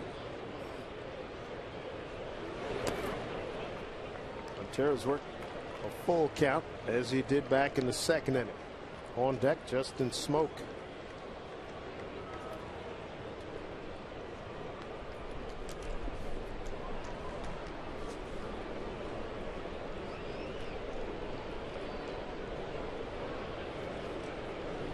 Here's the pitch to Montero. Broken bat, slow roller. Beltre's got it. Goes out the Mariner catcher. 2 outs. Let's see what the fans had to say on which team was the last AL West champion to win the World Series. Mike started going with the Angels. I jumped on board. The fans jumped on board. 74%. Survey says the Twins. How about that? Angels were a wild card. I knew there was a wild card in there somewhere. Okay. Well, I touched on it. I did. Oh, geez. Twins were in the West. That's right. 91. That was that great series against Atlanta.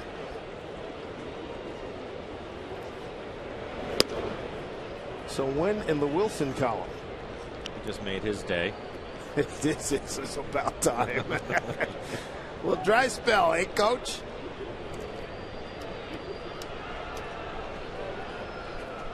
Smoke walked first time.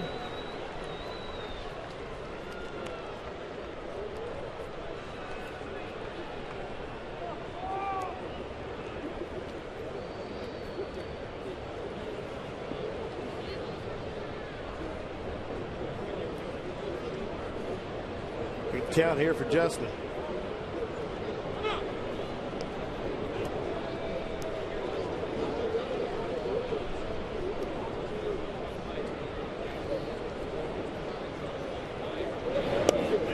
Breaking ball for strike.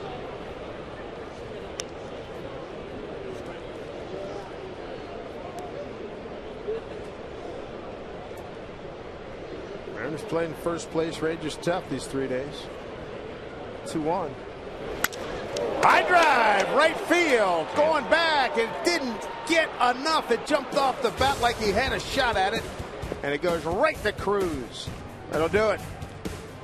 And this guy right here made the rebound catch off the drop by Mr. Blowers. Made his day. Made his day, put a ribbon on it.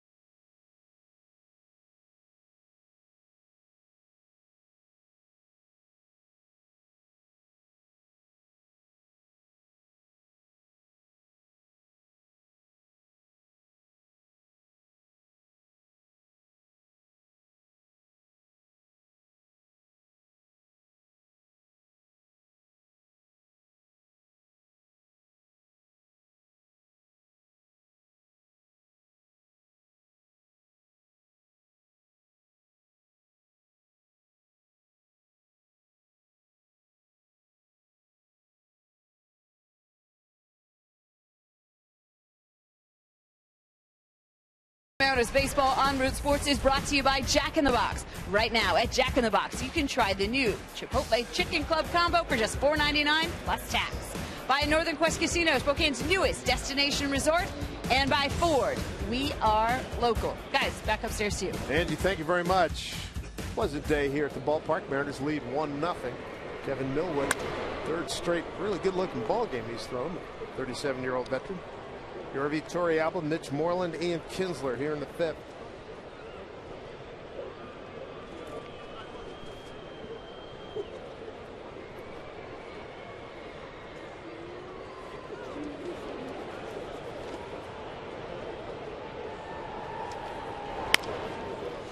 Pulls one down to the shortstop, Ryan.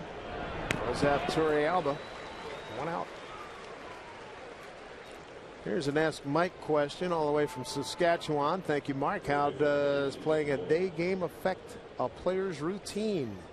It affects it quite a bit. I think we know now from all these road games that we've played, the guys obviously packing, getting out of the hotel, rushing to the ballpark. That's a little bit different than even, but when they're at home, they still typically, it's because the season's so long and they play every day, all of a sudden batting practice is canceled on the field. The guys will show up. Most of them will go hit in the cages underneath the tunnels, but it's different. They don't have nearly the workday or the time to get ready. And I think the most important thing is they don't do those things because the guys have to get their bodies going again. And you play these night games and have to turn right around after getting home late and coming right back the next morning back to the ballpark. It takes a little bit of time, and again, it's even tougher as the season moves on. Right now, it shouldn't be too bad in May. What did you do with your sleep pattern? Say, what time would you go to bed after a situation like last night and then coming in?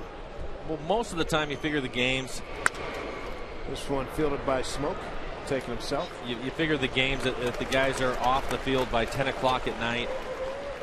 Most of them will still work out or go get treatment or whatever they have to do. By the time they roll out of the clubhouse, you're closer to 11. You get home, maybe get something to eat, call it 12:30, 1 o'clock by the time, because you have to let your body wind down. That's the hardest thing. I mean, you'd like to go to bed earlier, but your mind's racing, and you kind of get used to that flow of going to bed later and getting up later. But now all of a sudden you have to get up first thing in the morning. Right, so now, 1 o'clock, instead of maybe sleeping at 8 or 9, Or do you sleep to 8 or 9, but now you got to get up, come to work? I mean, well, most of the time the guys will actually they'll stay up because they go home and they watch TV and do whatever. So 1:30, and they're probably sleeping actually 9:30, 10 o'clock. In a normal situation. In a normal situation, yeah. And then all of a sudden, you have to get up, and I know everybody else has to get up in the mornings, but these guys get used to those things, and it's a physical exercise that they're doing every day, so they want their bodies to have that time. And like I said, right now here in May, it's not too bad. But then you roll into the ballpark, and it's just a matter of getting your treatment and trying to do some things to stretch and run. And most of it's on your own.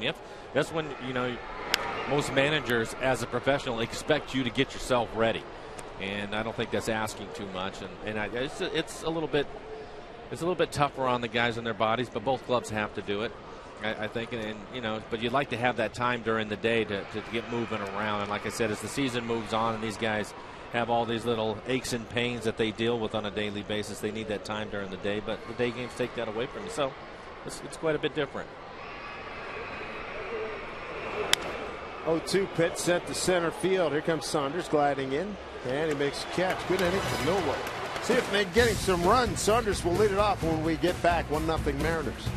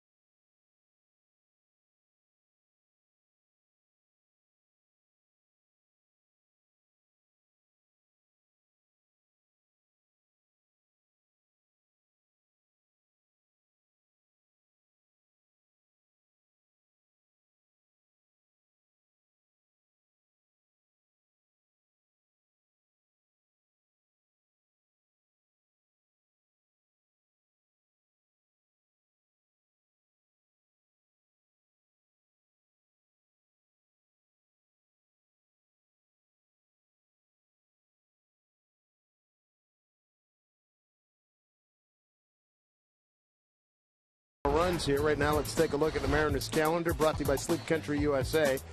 Finish up with Texas. Angels come to town for the first time. We'll see them over the weekend, and then Sunday after the game we'll take off and see these Rangers for the second time in Texas. A day off in Chicago and take on the White Sox again. Michael Saunders leads it off. Scott Feldman's retired the last 8 men that he's faced. Saunders produced the first Mariner run, a sacrifice fly, bases loaded in the second inning. Feldman in great shape with his pitch count. Only 57 pitches for Feldman.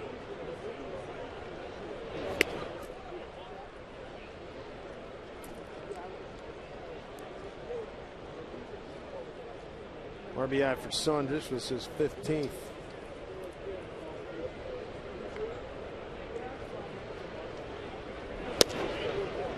So strike 2-1.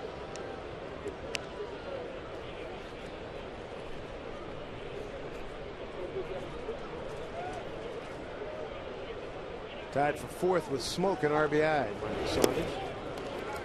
Ball 3. Saunders, Carp, and Ryan here in the bottom of the 5th.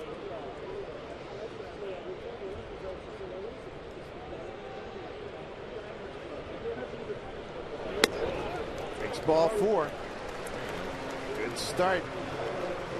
Feldman, that's his 4th walk. Saturday, turn back the clock day here at Safeco Field. Mariners and Angels are going to wear retro uniforms. You want to be here with us. So trade in that ball cap and jersey, put on that poodle skirt, leather jackets. It's a 50s Day costume contest presented by Alaska Airlines. Get your tickets. Turn back the clock day at Mariners.com. We saw Kyle Seager steal a base earlier in the game. I would suspect Seager getting on it was back in the second. Led the inning off with a walk and took off right away. I think Saunders will probably try it also.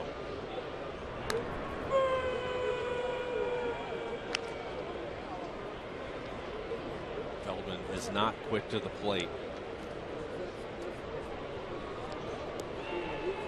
You know Mike Brumley, first base coach, is giving the time to Saunders. Pretty good lead.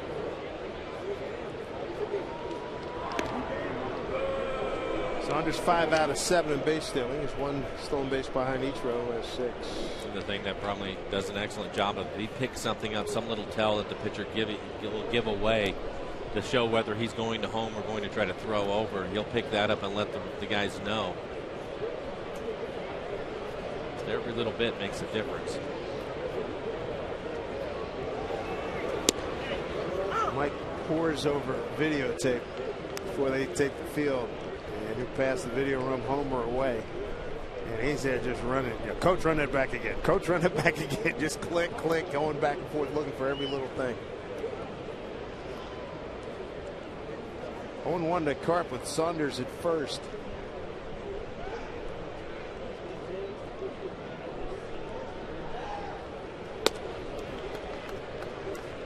Up high to Carp. 1-1.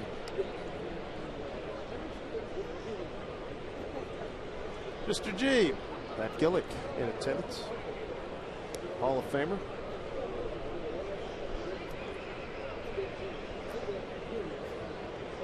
John Daniels, that's the GM of the Texas Rangers to your right.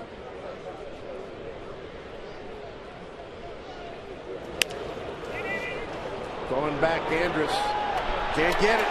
Saunders went about 3/4 of the way for the Mariners and hit Andrus in the face. And I think when he dove for it, the ball bounced back up and hit him in the face. It's the second flare that Carp has hit out there. Gets a base hit this time. Around the left forehead, left eyebrow area. Andrus with great range. Almost gets to it right off the end of the glove, and as it bounces back up, hits him in his sunglasses. Smashes them up against his face. That'll be a nice base hit for Mike Carp. Mariners have some action here. Brendan Ryan up. You have Beltre up for the bunt. Don't forget, Brendan Ryan the other night with the Butcher Boy play, the slash play in the same situation. How great was that? It was great. It was great. It was timed perfectly because the Rangers put the wheel play on. Everybody was crashing. Infielders going all over the place. Unfortunately, Brendan fouled the pitch off, but if you'd have put it in play, it had some serious action going on for the Mariners. In at first and third. Pitch taken outside for a ball. Saunders at second, Carp at first. The Rangers that time playing it straight up. They put a play on. Beltre will leave his position early, and Andrus will come up behind the runner and take off for third. One sacrifice thus far for Brendan Ryan.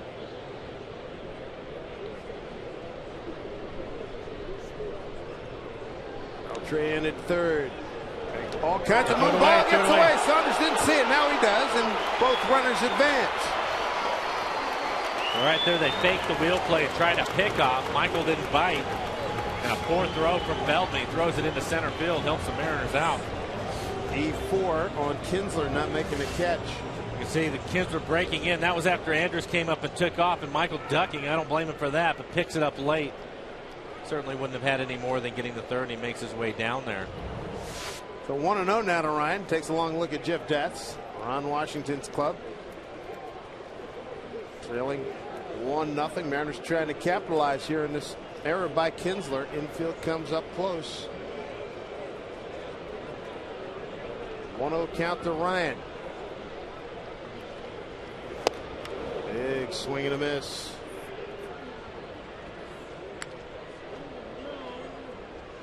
Another opportunity for the Mariners. They had bases loaded, nobody out in the second.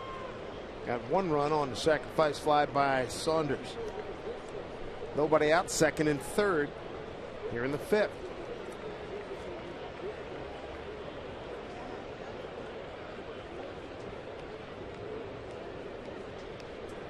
Feldman set.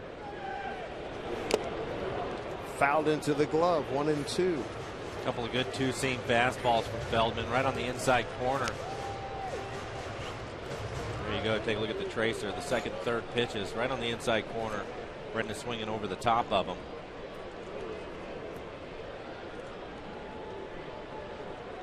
Eric Wedge, Carl Willis, Robbie Thompson hoping for a big knock here for Ryan. 1-2.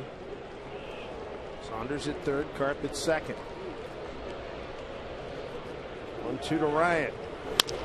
Pounds it right to Andrus, holds the run, and throws out the Mariners shortstop. First out.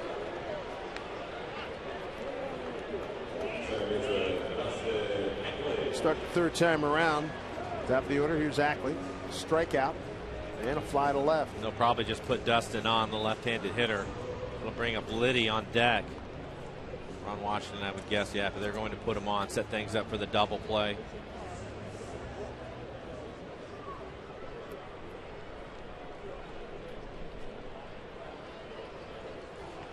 So Ackley will be intentionally walked for the second time this season.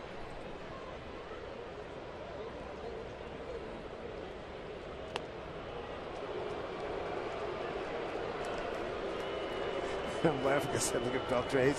He's a great competitor, but also one of the great gamesmanship guys too. He moves over to third. Just supposedly he might catch somebody napping, but he doesn't miss any opportunity. When he was here, I always marveled at every time. Runner at first, pitcher throws the first. He always took 2-3 steps in to protect against the first baseman possibly throwing it away from the pitcher. He's the only guy I've consistently seen do that all the time. And like you said too, it's something that you're taught to do, you should do, but it doesn't always happen, especially at this level. That is the fifth walk, first intention by Feldman. And here we go. Mariners have them loaded again. This time with one out. Alex Liddy doubled in his first at bat, doubled to right, and fly to right in the third. Batting in the second position today. In a deep drive to center field last night that Hamilton caught at the fence.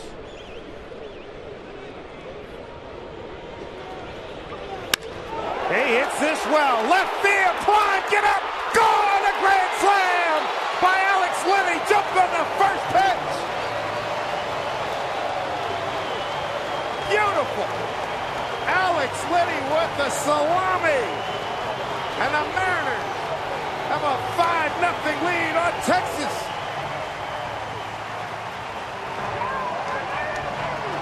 That's going to earn him a few more starts, Mike.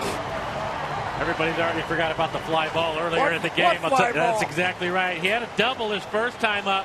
Alex looks in it. He looks inside, and he gets the fastball he wants. This is right on the corner, belt high, and he lines this out of here. I mean, the ball really jumps off this kid's bat. One of the reasons why Eric Wedge wants to get him in the lineup more. And what a swing he puts on it, able to keep it fair and hammers it over the out-of-town scoreboard. Wow. No doubt about it, 366 feet. Fan, he's got a beat on it. It's coming right to me. I got it. No, I don't. But the most important thing, it's cleared the fence. A grand slam for Liddy. They didn't get it last night, the grand slam, but no doubt about here. 5-0 Mariners leading the Rangers.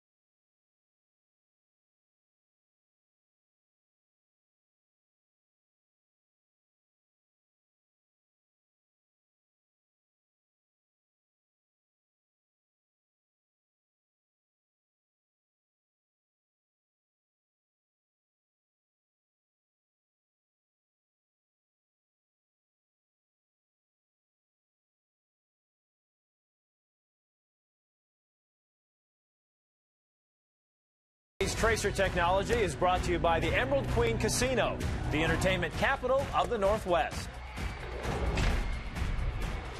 Alex Liddy lights it up here at Safeco Field. His first career grand slam, 5-0.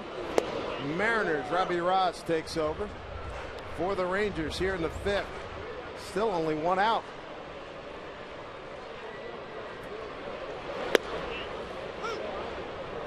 That's aggression. That swing situation. Which way to say, let him get after it? He did. Well, and it's one of the things that we've talked about with the Mariners in those situations. You get the bases loaded, you have nowhere else to put a hitter. One of the first 2 pitches is typically going to be a good pitch to hit and a fastball, and Alex went up there being aggressive, and you can't hit it any harder than he hit that. That was a line drive into the seats in left field.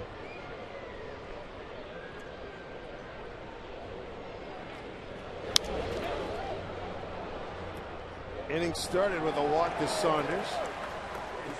A little bloop into left by Karp. Ryan grounded out. There's an E4 in there as they try to pick off. H.R.L. off his fist, grounds to Andrus for the out. 3.2 seconds for that line drive off the bat of Alex Liddy to get out of Safeco Field. Feldman still looks stunned. Well, he was in trouble in the second inning, was able to get off the hook, and this time the Mariners didn't let it happen again. He was really cruising along and looked like he was in great shape. At one point, he'd retired 8 in a row, and then his Waterloo here in the 5th. Well, he'd walked 3 batters in the second, gave up just the 1 run, and then after walking 2 batters here in the 5th. I'm sorry, man. It's only the 3rd hit, too. Yeah, that's what I'm saying. The Mariners take advantage of it, though, this time around.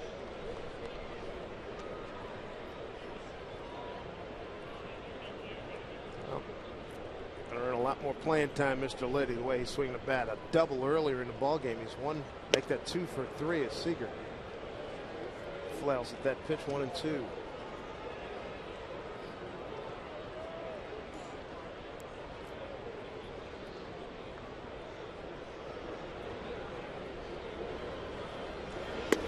Up and in.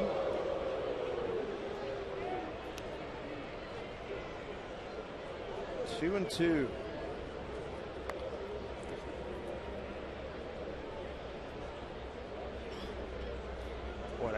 What a charge of lightning that was.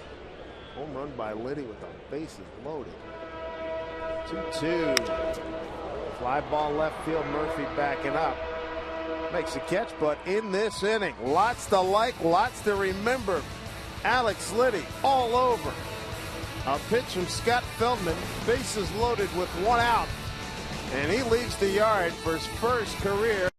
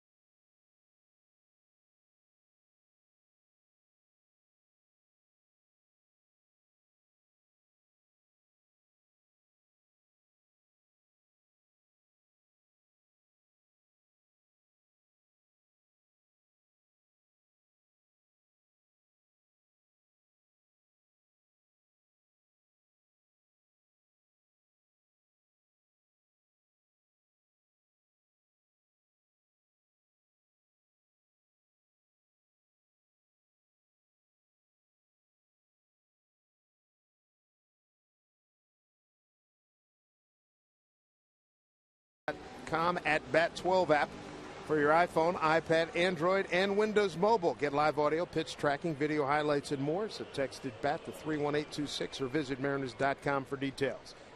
Said one of the men of the hour because Kevin Millwood's been getting it done here for the Mariners in this 5-0 lead. Last 3 starts, including today. 21 innings pitched, 7 hits, 1 run allowed, 6 walks, and 15 Ks. Ground ball off the bat of Andrus. Ryan will throw him out. 1 down here in the 6th. And for Kevin, 91 pitches now in the game. It looks like Sean Kelly is getting loose in the Mariners' pen. Eric Wedge might be able to get 1 more inning out of Kevin if he can have a quick inning here. Andrews certainly helping by swinging at the first pitch. Again, season high for Millwood was his last outing against the Rockies when he shut them out for 9 innings. He threw 113 pitches.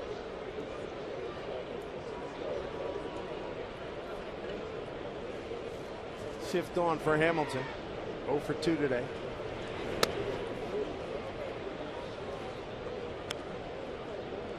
Backer to the pitcher and a ground out to second. Ackley playing at short right field.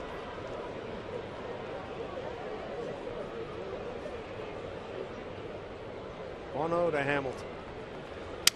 Off the fist. That's going to be a base hit. Kept him in the yard, but it's a base hit. Bet you there's a smile on his face. There's no question. He'll take it. There it is. Leads the league in home runs. Everybody having a laugh at that one. Angie Mintek, it's all yours. Guys, I'm taking a look at what Mariners topics are being discussed on Twitter right now. Alex Liddy and Italian salamis leading the way. Allora, parlo un po' di italiano. I speak a little bit of Italian, but I did not know how you translate grand salami in Italian, and I tried to look it up. It's grande slam. But I'm thinking, if there was a time to call this a grande salami, this would be it. This definitely, that's appropriate here. And it's his first, and hopefully many more. Yeah, that was great. Beltre.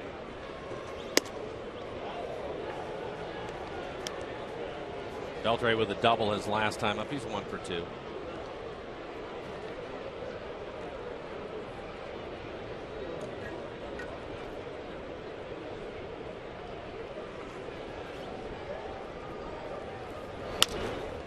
Chance 4-2. There's 1. That's all we're going to get. Too slow. Hamilton did a good job impeding Ryan. So 2 outs.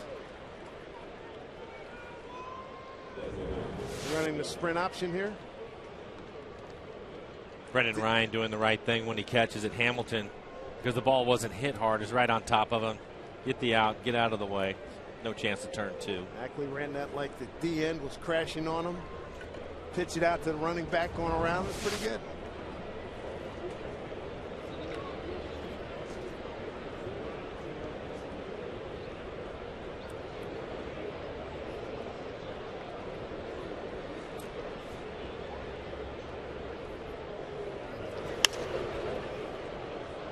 Michael Young responsible for almost half the pitch count for this. Sure seems like it. He has fouled off a lot of pitches in this game from Kevin. Where was he at coming into this bat? Seen 20 pitches, something like that. That was crazy. 19 of the 73 at one point.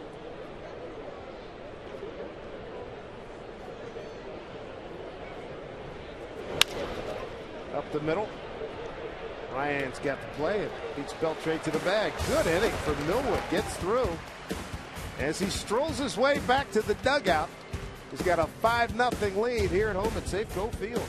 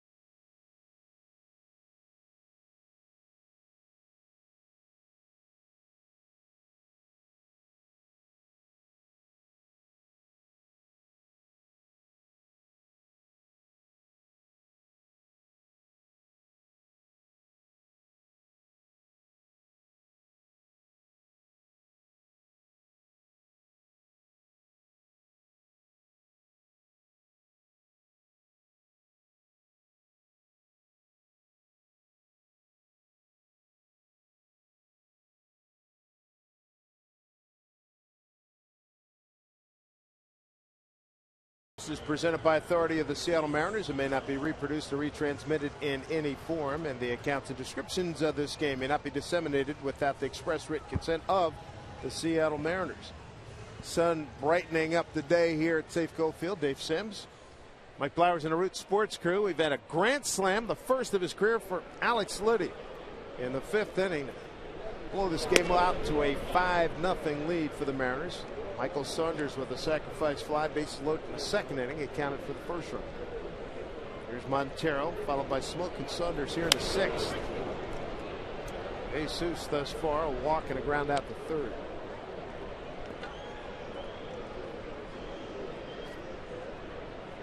It was such a quick inning for Millwood. The bullpen sat down again.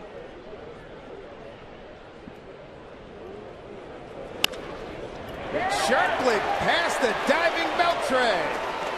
Montero not that fast, but guess what? He's going to get a 2-base hit to lead off the Mariners' 6th.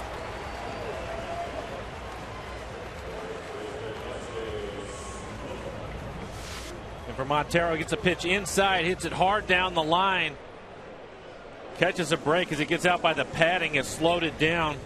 Murphy had to change directions and come back and get it as you see Beltre diving for it. 7th double for Montero.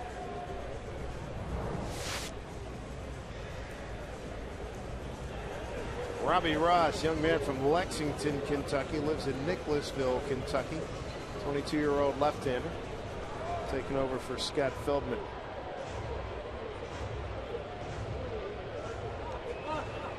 Switch hitting Justin Smoke, turn around, hit right-handed.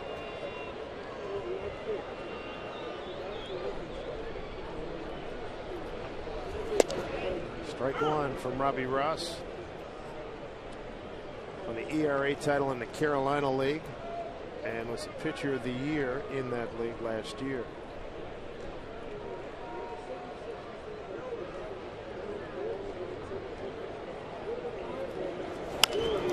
Ground ball, Beltre in a short hop.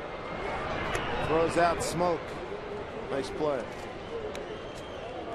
1 out, runner at 2nd. Here in the Mariners' 6th, the 5-0 lead. Safeco Field's Royal Court. Guess what? It's going to go to red on Saturday. Let's turn back to clock day. Mariners will wear their 1955 retro Rainiers jerseys.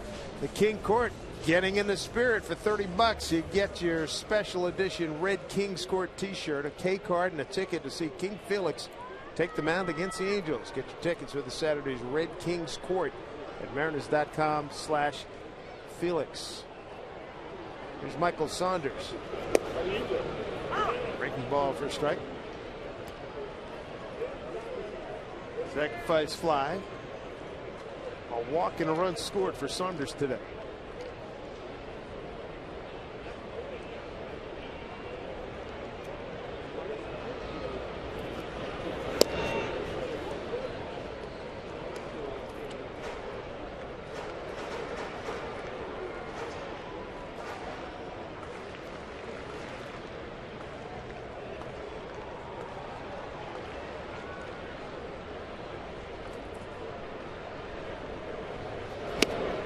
Late 1-2.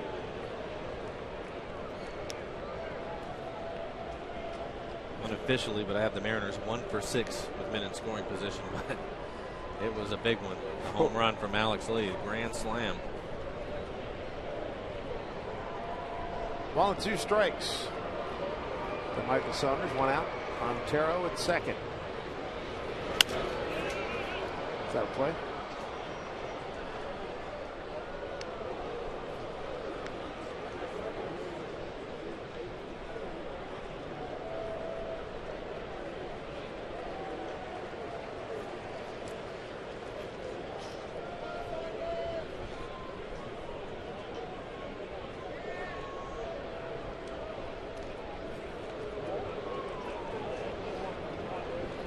Two pitch. Look out.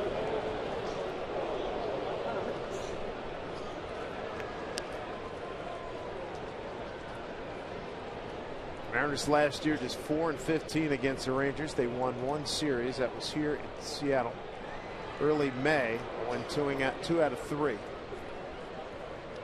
Arms folded in the middle. Alex Liddy having a good day. In addition to the grand slam, he had a first inning double. 1 for 3.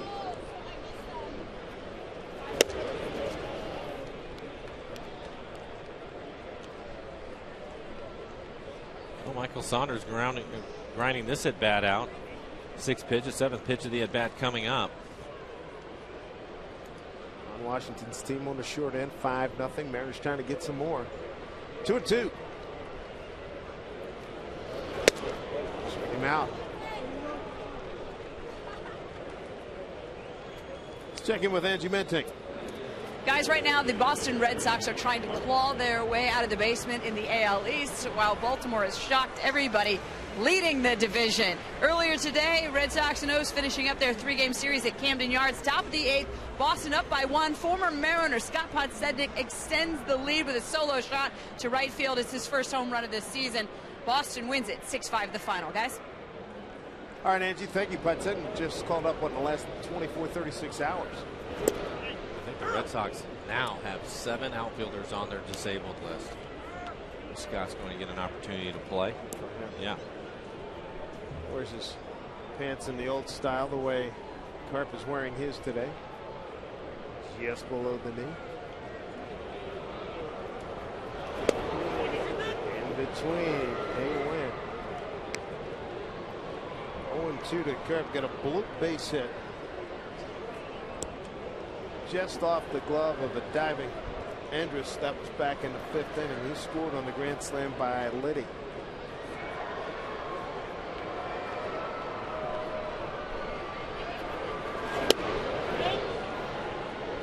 Check.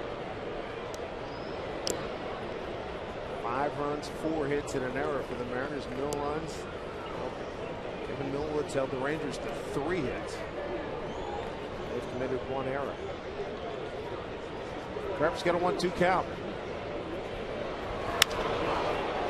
Center field backing up Hamilton a little bit. And that'll do it for the Mariners. Lead off double to Montero. That's as far as he goes. 6 in the books. It's 5-0 Mariners.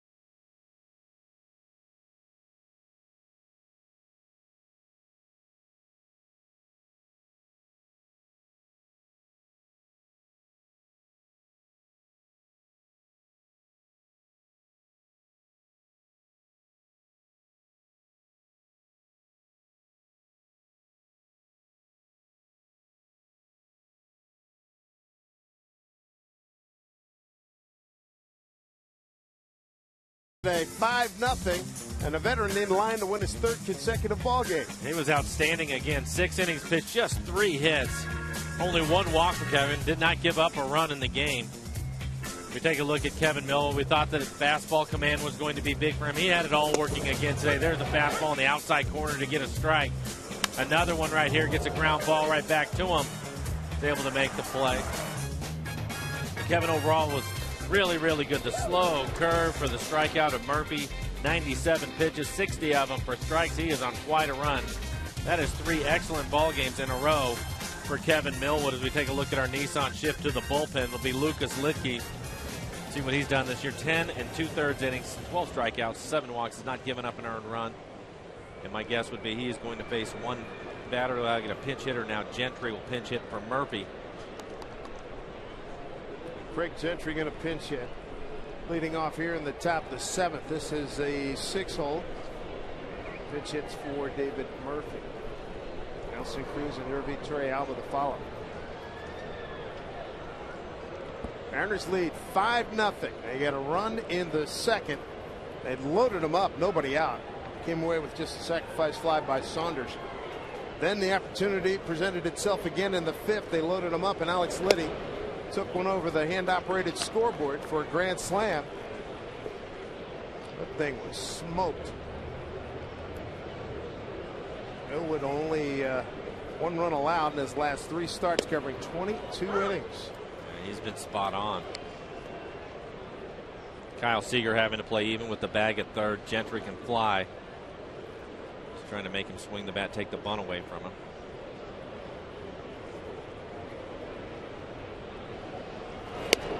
Outside from Licky.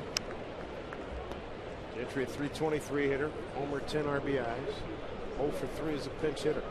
Looks like it'll be Sean Kelly, the right-hander, pacing himself out in the bullpen. 1-2. Goes up. Now he's going back over. He's ready.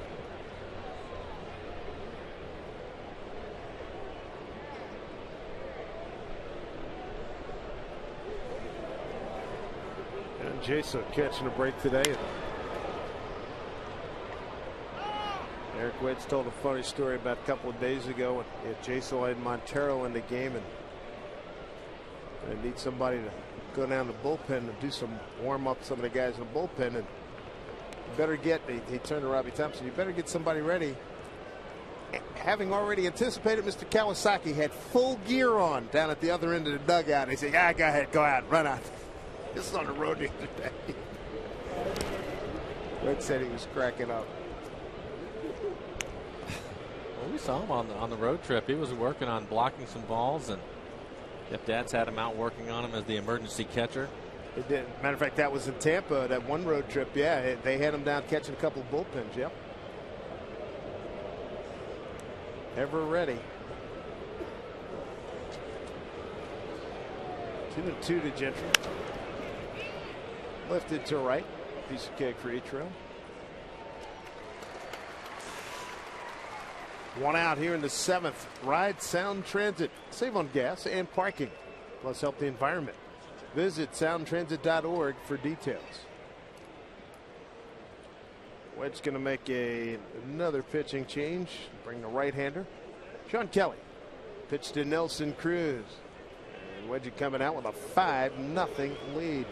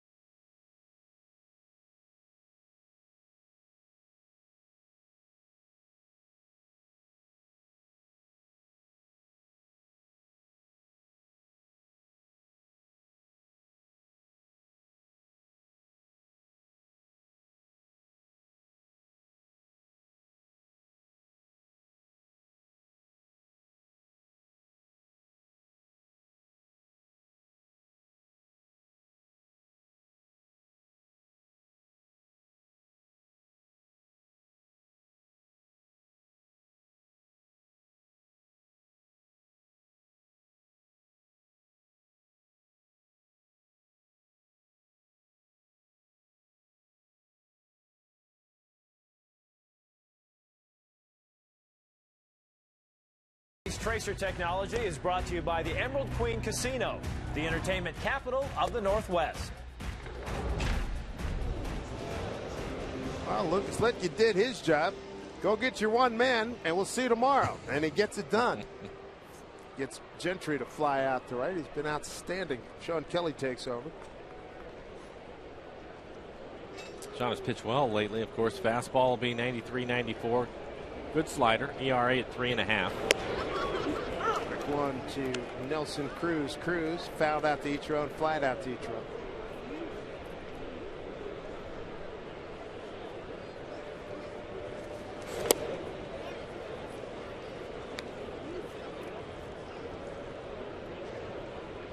One to Cruz.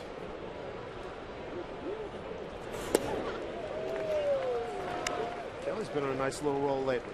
He has been. He's been using his fastball more. And this at bat to Cruz, though, is 3 straight sliders to him, staying away from his fastball. But one of the things we saw, especially on the road, really used his fastball effectively like that. Strikes out Cruz. 2 down here in the 7th. A couple of sliders, then he comes back with a good fastball in the outside corner at 93 miles an hour. Cruz late on it, able to punch him out.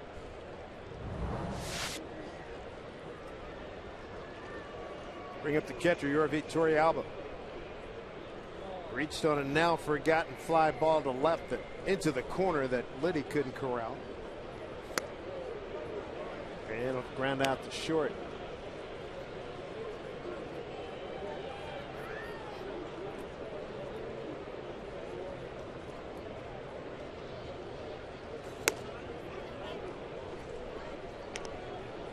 Two 2-0.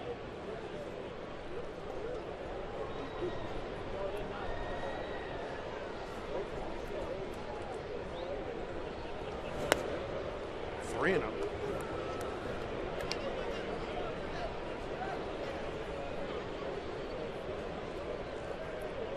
Two outs, nobody on here in the 7th.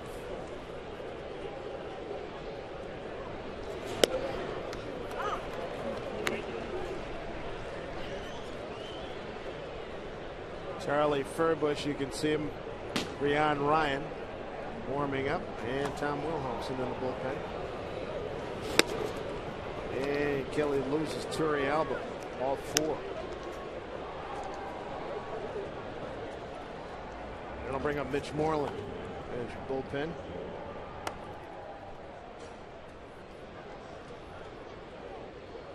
I'll bring out Eric Wedge.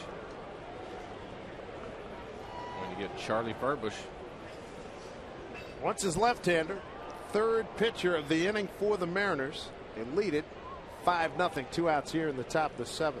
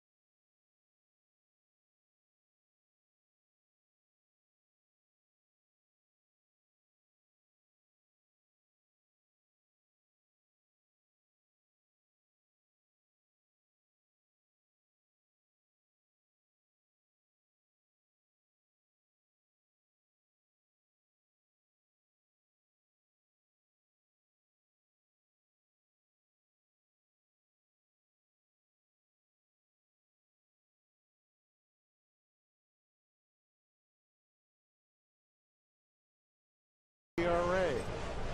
Oh, it's just hitting a .79 against him. And he's going to face a pinch hitter, Brandon Snyder. Charlie, of course, with the good slider.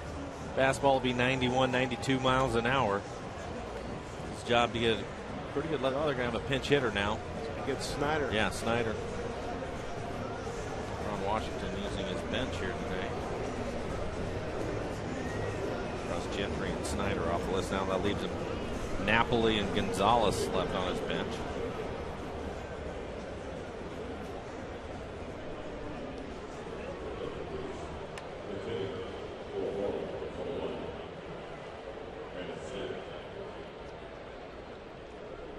Snyder, an infielder, done some pitch hitting duty since being called up. Pinch hitting for Mitch Moreland.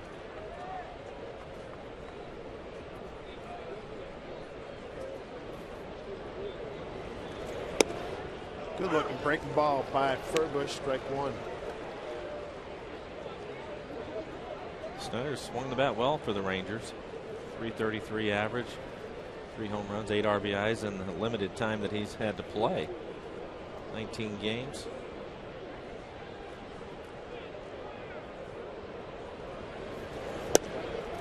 Strike two. Snyder didn't like that call. Just a perfect fastball from Charlie, 93 miles an hour. Knee high on the inside corner.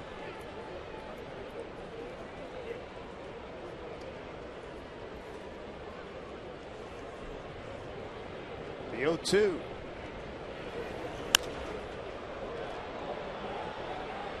No play for Smoke.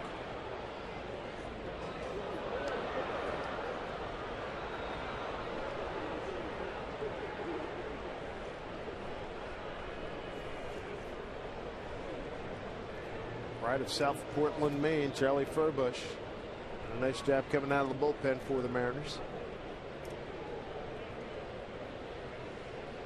0-2 here to Snyder. Man aboard, 2 outs.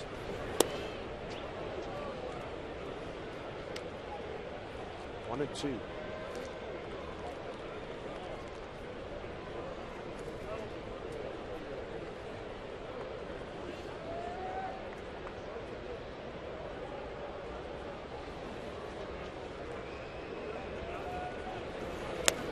Swing and a miss. Tag applied. And inning is complete. So Charlie Furbush in the bullpen gets the job done. Coming up for the Mariners, it's going to be Brendan Ryan, Dustin Ackley, and Alex Liddy. Star of the game so far with the grand slam back in the 5th.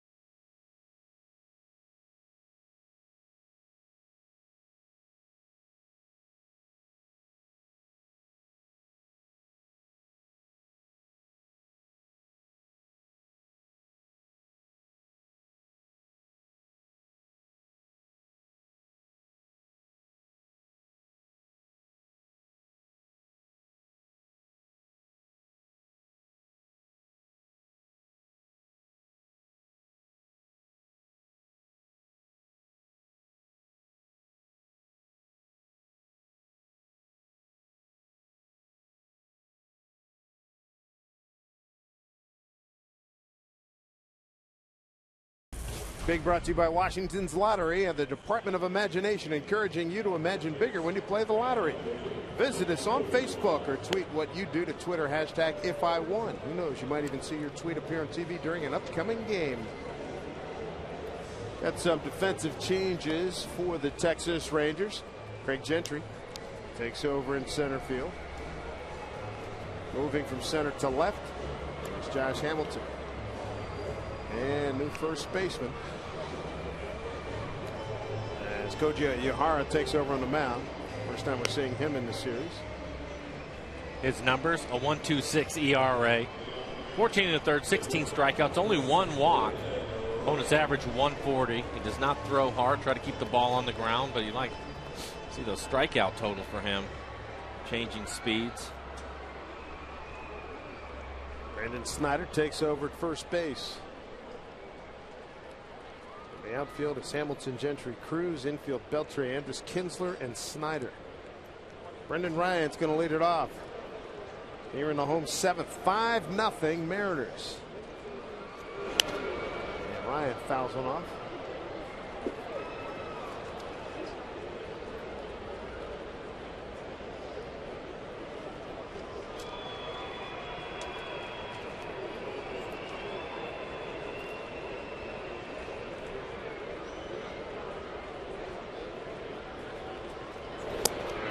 Next pitch is outside.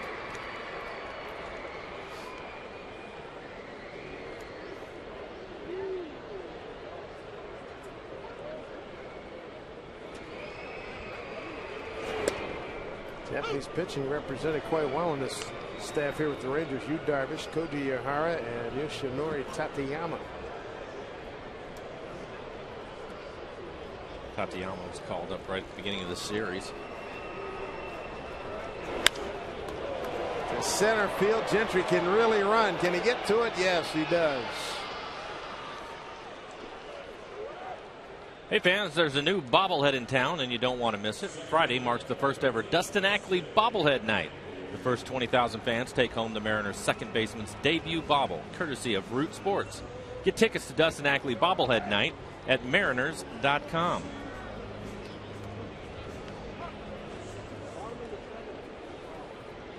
Rally prize sign. A big group out there, a lot of kids in the ballpark today. Dustin Ackley with a swing and a miss.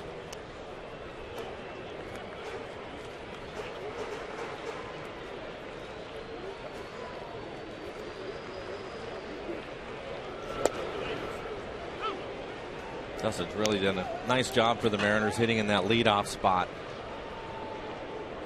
A bit of a tough series so far, just 1 for 9. Season average been right around 250. See if he can get hot again and get that average up around the 270, 280 mark. Comfortable is a good word. Yeah. I think it fits in quite nicely. I think the other thing it's done, but when he's swinging the bat well, obviously it's going to help the Mariners up and down the lineup, but because of his speed and ability to get a few extra base hits, I think it'll help him as the year goes on. And again, he had that little bit of a downturn where he was struggling, and now things are starting to turn around. Even his outs, he's starting to hit the ball hard. Colorado, he lined out, I don't know, probably 3 times in that series. It's frustrating at times, but the more you do that, you'll start to get some base hits as he strikes out on that pitch. Second time he's keyed today. 2 down. Star of the show today. Here he comes, and the fans appreciate it. 23,097 on hand. Alex Liddy coming off his first big league grand slam. He broke this game wide open in the 5th. Bases loaded and 1 out. The last Italian-born player in the major leagues to hit a grand slam was Remo Bertaglia for Detroit at Washington in the 7th inning of a first inning of a doubleheader, and he hit it against the great Camilo Pascual.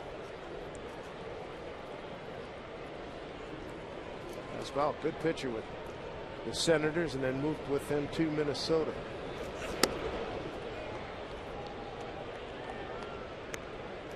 And that's about where he hit the home run, right over the hand-operated scoreboard. It was a missile on a line out there. Alex has basically been the Mariners' offense today. Mariners with 4 hits. Alex has 2 of them, a double to go with that grand slam.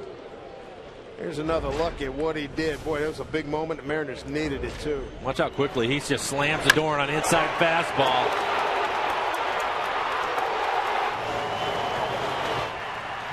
A bullet home run. Cleared the fence by a few feet.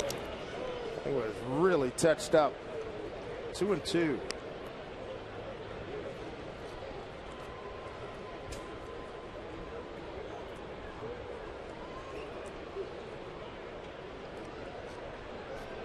Alex has his average up to 273 now with a couple of hits today. 2-2. Count runs full. Liddy went 1 for 3 last night. Hit a ball hard last time up in the 8th. 2-2 pitch and drilled it into center field. Ichiro's on deck. Hamilton made a great catch on him in center field too. Toward the padding out there. Way foul.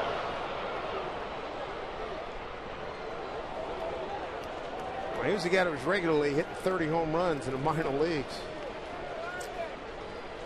Tom Wilhelmsen ready to go out in the bullpen. Well, if you talk to the coaches, one of the things that they told us early in the season is the ball really jumps off of his bat. It's just a matter of trying to figure out how they were going to get his playing time. And now we've seen him with a couple of starts in left field. Fouls this one back. Liddy with Tacoma last year, 30 home runs, 104 RBIs in 138 games. The year before, 15 in 92. And High Desert in 09, he went for 23 and 104.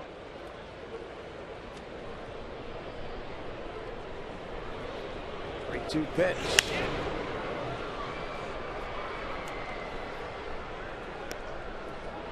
Ninth pitch of the at-bat coming up. He's had a couple of pitches in the middle of the plate that he's fouled off. Uhara changing things up on him. He's seeing a little bit of everything in this at-bat.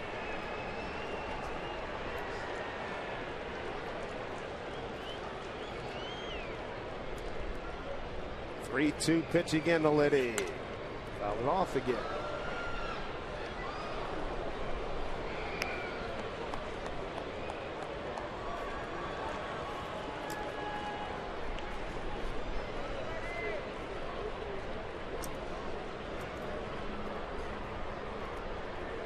Mariners have been looking for somebody to provide some consistent pop. Maybe this is the guy. 3-2. Walks. Good at bat. Comes with 2 outs. Let's check in with Angie Menting.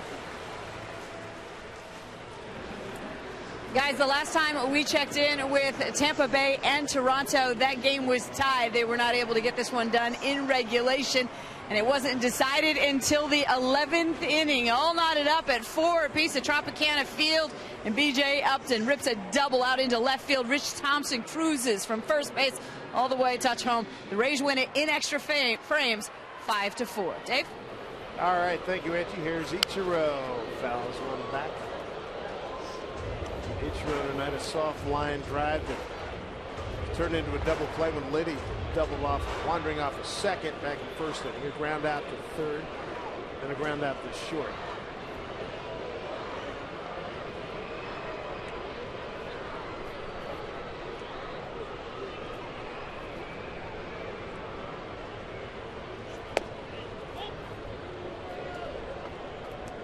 Five runs, 4 hits, 1 error for the Mariners. How about Mariner pitching holding Texas through 7? No runs, 3 hits. Committed an error. Up to this point, Mariners pitching in this series has been outstanding. You go all the way back to Felix on the first night. He was terrific. Noesi did a great job last night. Then Millwood again backing things up today, going 6 innings without giving up a run. And of course, you have to throw the bullpen. All the guys in the bullpen have had an opportunity to throw.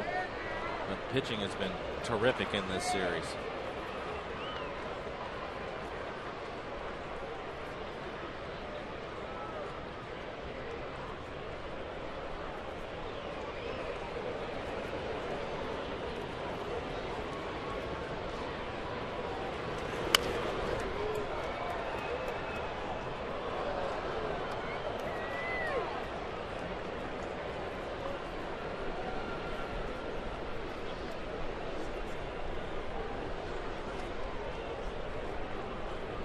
Mariners ERA in this series going into the next inning, 1.44 against Texas. That will work. Yes, it will.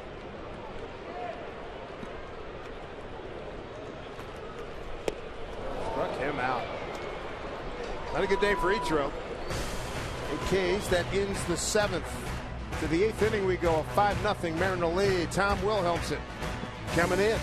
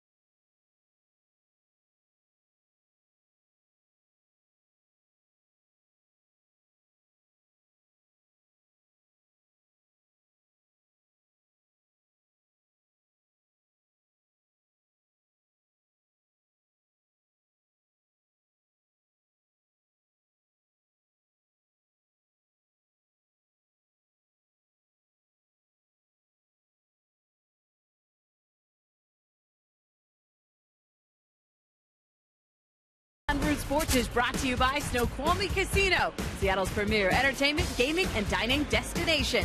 By Sterling Bank, life is about the good stuff. Your bank should be too. Visit our new website at bankwithsterling.com. By AT&T, the nation's largest 4G network. AT&T, rethink possible. And by your Lexus dealer, who invites you to test drive a Lexus today.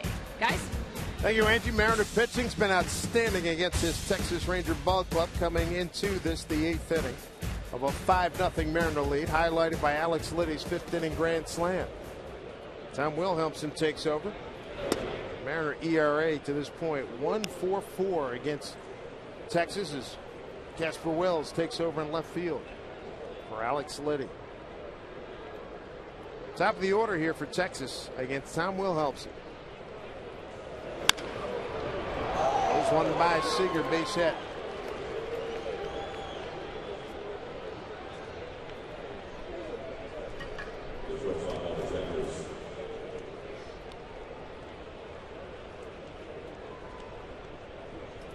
Numbers for Tom Wilhelmsen: 1-1 record, 3.63 ERA, 27 strikeouts in the 22 1/3 innings he has pitched. Opponent's average 2.53. Tom came out of the gates this year, was just terrific, and then he went through a little bit of a spell there, 3 or 4 outings where he got roughed up some, but he's been pitching better lately, getting back to his form earlier in the season.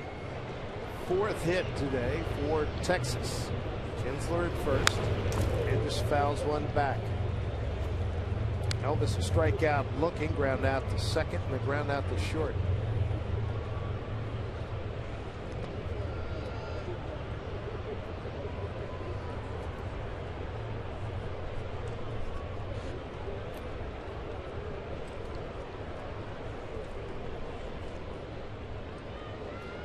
Kinsler back. He's got 6 stolen bases. Don't look for him to be running here down 5-0.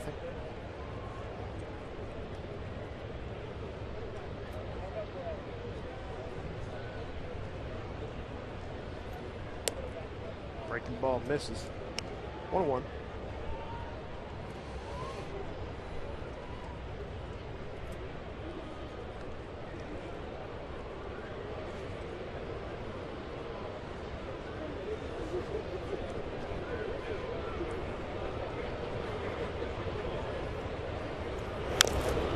I'm back. Wilhelmsen Monday night after Felix went 8. Tom came in and pitched a 1-2-3 ninth. Hang up that closing sign on that game. Closing time in the 9th, he went fly ball, strikeout, and a ground out against Beltre, Young, and Murphy on Monday night.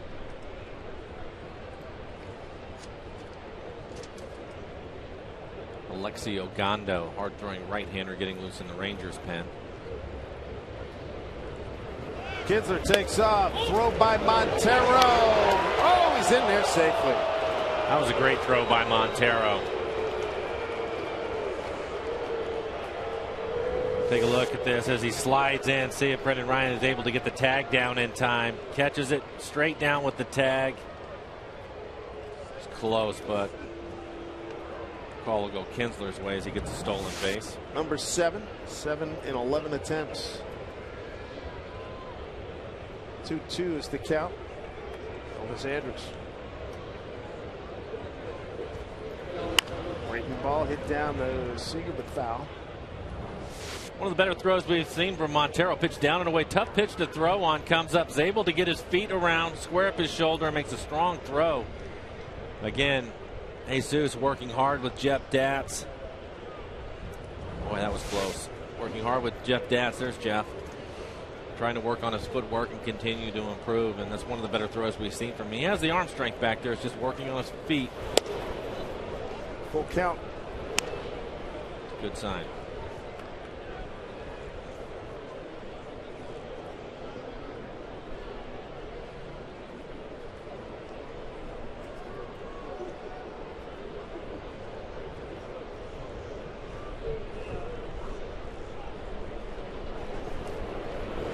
Bender got him. Struck him out. Andrus is gone. 1 out, 1 on. The great curveball from Tom Wilhelmsen, getting geared up for 97, and he drops that in there on you. Can't do anything with it. Great pitch. Here's Josh Hamilton. Broken bat dribbler to third for a base hit against the shift last time up. 1 for 3 day.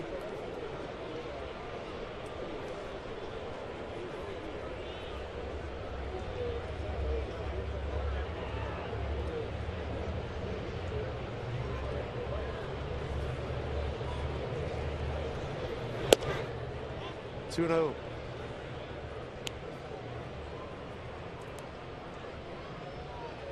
There's Alexei Gondo. Very hard throwing right-hander. 2-0 count to Hamilton.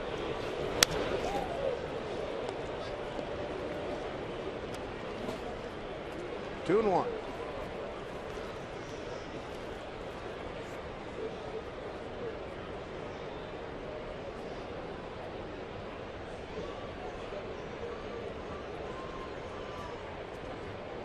Kinsler got a base hit, stole second.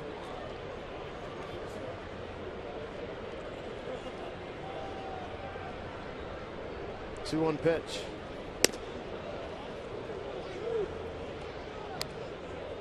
Three and 1.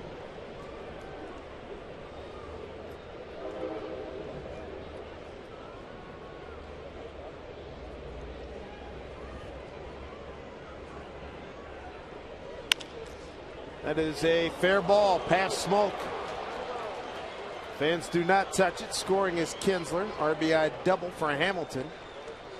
And the Rangers are on the board here in the 8th. For Hamilton, his 49th run batted in.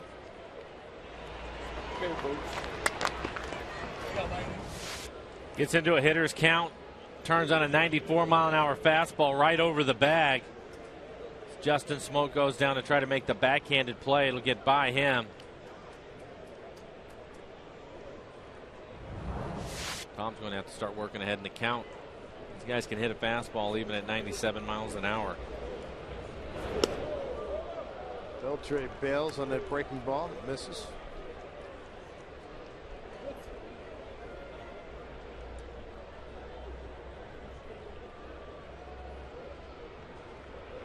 Beltre with a double back in the 4th, 1 for 3.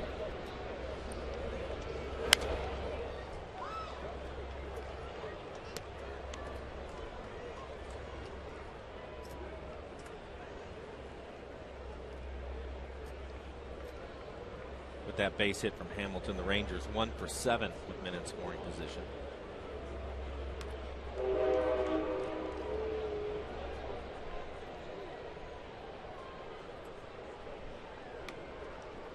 Beltre Ranger jersey and a Beltre Mariner jersey. Here at Safeco Field, 1-1. Wow, foul.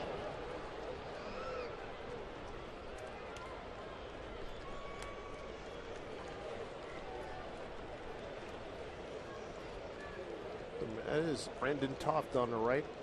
Remember, he used to have the big Beltre head on the poster in the head. Shaved his beard since we saw him last. Got a haircut, too.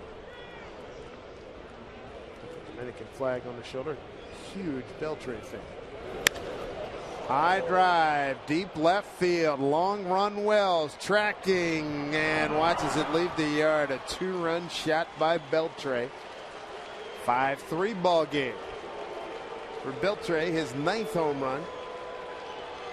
And gets his RBI count to 28. It was a 1-2 pitch. And that'll tighten things up for the Mariners. Trying to get through these last 2 innings. This is another curveball. Take a look at the location of this curveball. You can see Montero wanting that pitch down. Just kind of rolls up there and stays up belt high as Adrian hits it out into the bullpen. 397 feet on the home run by Beltre. Steve Delabar's been warming up for a while. Wilhelmsen, difficulties here in the 8th. Gives up a leadoff single. Strikes out Andrus looking. RBI double to Hamilton, 2-run homer to Beltre. Carl Willis has said his piece. Now Michael Young. Still just one out here in the 8th inning.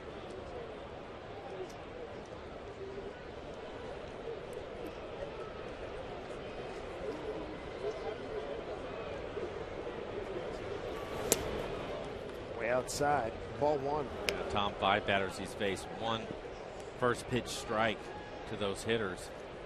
19 pitches, 10 strikes, 9 balls.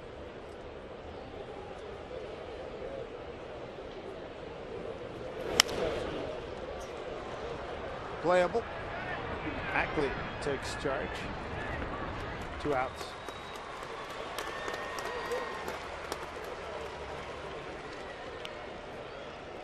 And let's see.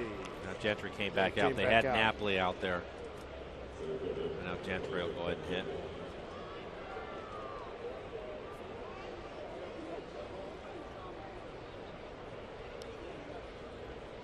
Gentry pinch hit, leading off the 7th, fly to right.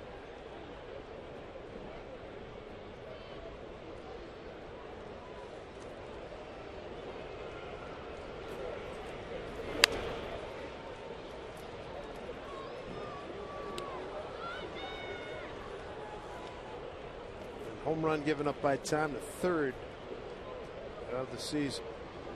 We've got 2 outs, 3 runs in. Mariners holding a 2-run lead now, 2 outs.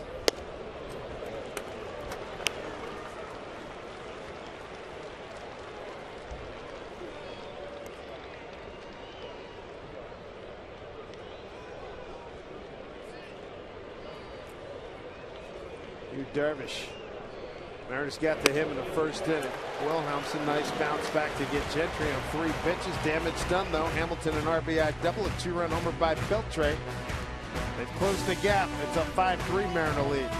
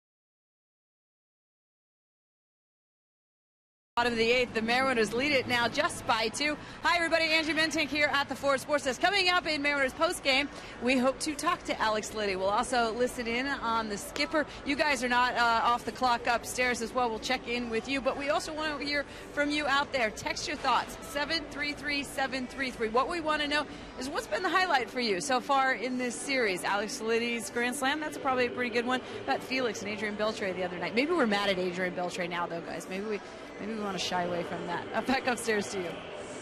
All right, Angie, thank you. He is doing his job. And here's another guy who's good at his job, Alexi Ogando. Look at that ERA. Yeah, great numbers. Dave mentioning the ERA to 1.13. 24 innings, 25 strikeouts to 5 walks. Giving up 1 home run this year to go along with a 1-0 record. Opponent's average, just 139. Brandon Lee getting ready to throw the 9th inning. See if the Mariners get a couple more runs here. It'll be tough against Ogando. He's a good one.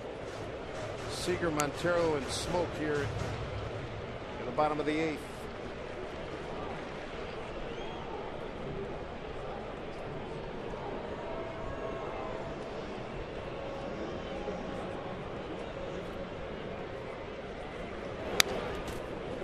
Out back, Seager walked back in the second. Scored on the sac fly by Saunders. That was the Mariners' first run. Lined out to center, flied out to left. Gondo with a good fastball. It'll be 95 to 97 miles an hour. Hard slider and a split.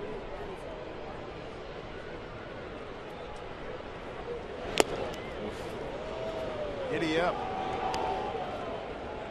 Get on you in a hurry too. He short arms it. Ball just explodes right out in front of home plate. Fastball is right in the middle of the plate. Kyle a little bit tardy on it. One down.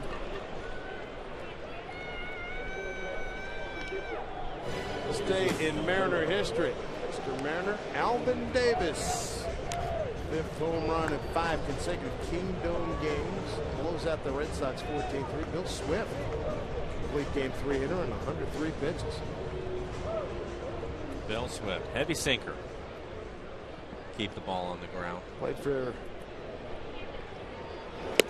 University of Maine. I'm trying to remember the coach's name up there. I saw him a few years ago. He's a World War II veteran, great guy, little guy. John and him. I'll think of his name in a second. John Witkin, I think it was. Yeah. 0-1 here to Montero. Breaking ball for strike. We're going with fastballs to Seager. He comes back with 2 sliders to Montero.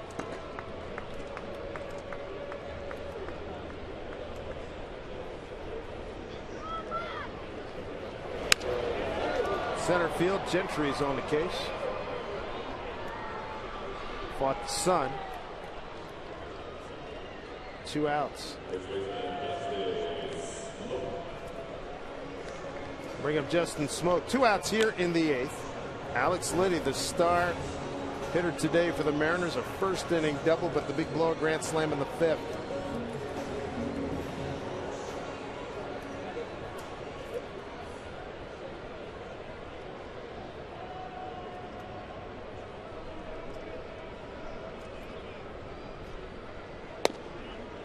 Justin likes the fastball. This guy's got a good one.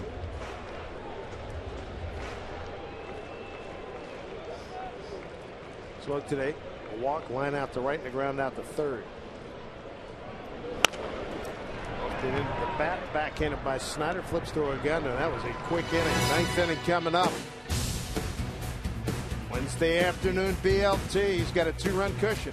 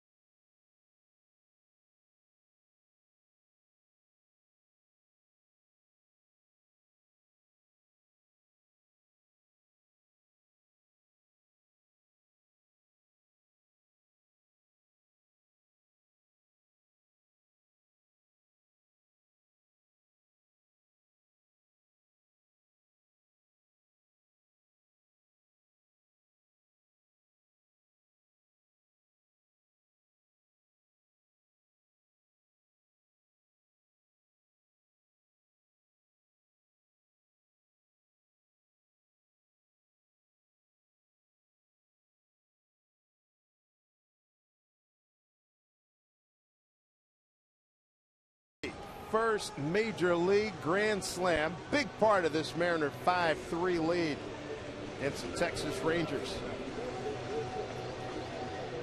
Mariners trying to put it in lockdown here with their closer, Brandon Lee.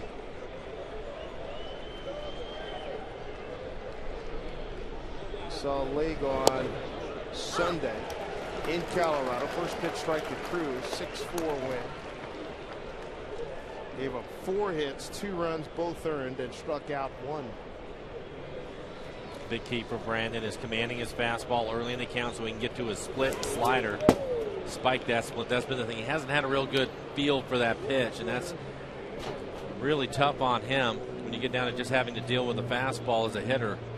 You can eliminate pitches. It makes it a lot easier. And for Brandon, he's struggled with his split for a little bit of time now, probably over the last 3 weeks. Trying to work on a slider with him to give him another option. Fly ball to right, deep. Ichiro back at the fence. He makes the catch. Cruz gave it a ride. That Cruz missile did not climb.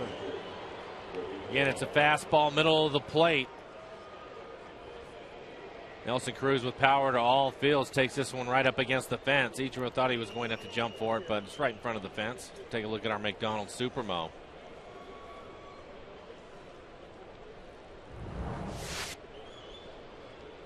Your Torrealba, the catcher. 0 for 2 with a walk. Strike 1. Mike Napoli on deck. Good pitch hit.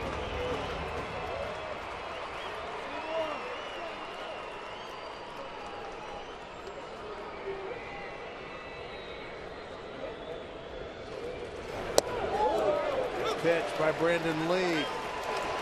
0-2.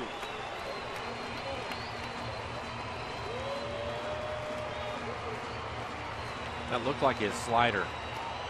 87 miles an hour.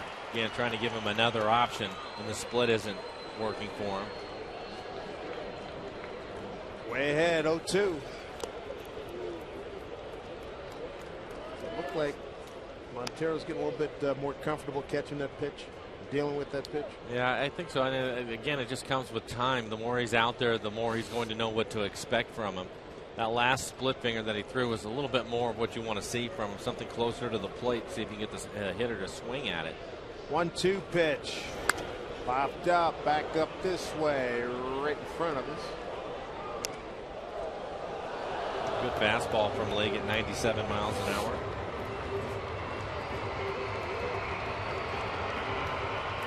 Mariners lead it 5-3.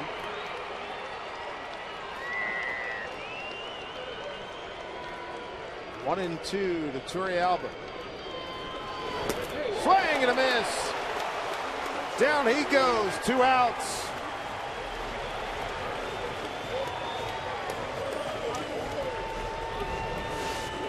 Take a look at the last pitch. This is the split. You can see the bottom fall out of it. That's a great one. Looks like it's going to be in the strike zone. Try to get it for near 97. And out in front of it. With that, Mike Napoli now will pinch hit for Snyder.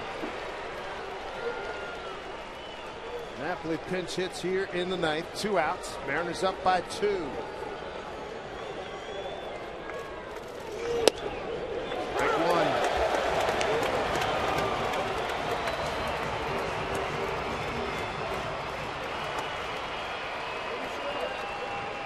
1. Lee gained out of 11 and save opportunities.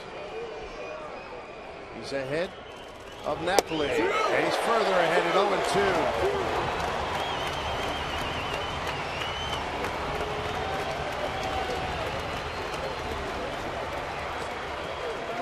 Crowd on its feet, 23,097. The 0-2 pitch to Napoli. He struck him out on 3 pitches. That's your ball game. Brandon Lee with a save. The Mariners win it 5-3. Kevin Millwood, his 3rd consecutive win. Alex Liddy, his 1st major league grand slam. The big generator in this game. Alex Liddy, the bulk of the offense today. Some walks ended up hurting the Rangers. Good news, the Mariners take advantage of that with the grand slam from Liddy. Dominating performance by Brandon League in the 9th inning. That's a great sign for the Mariners. And how about the Mariners winning this series against the Texas Rangers? Rangers had really been playing well, one of the tougher teams in the American League. Mariners come home and win this opening series. A nice start to the homestand. That is outstanding. Last time the Mariners took a series from the Texas Rangers was last year here in Seattle. They took 2 out of 3 and then went on to finish 4-15 against the American League champions. But this is a great one here to go 21-25. Rangers dropped to 27-18. Can't say enough about Kevin Millwood. He threw a lot of pitches thanks to Michael Young, but he got the victory. 6 innings of shutout baseball for Millwood today. That's 3 straight performances for him against some really good offensive clubs, and he's dominated them really, just giving up 1 earned run over his last 3 outings. Kevin has been outstanding. Nice to have Brandon League back in a groove. Watch these 3 pitches. Outstanding against a good hitter there, Mike Napoli. Good to see him get a feel for it as the fans see it. They like it. That means so much to have him back at all-star caliber performance. Big lift for the Mariners back home. They take 2 out of 3 from the Texas Rangers. The Mariners have won 5 of their last 6 games, and then now we have the Angels coming to town for a 4-game weekend series. So good stuff by the Mariners, and the hitting hero of the ball game, Alex Liddy, standing by with Jen Mueller. Alex, we were talking earlier today about how disappointed you were with the way your offensive night went last night. Does this make up for it today? I mean, for sure.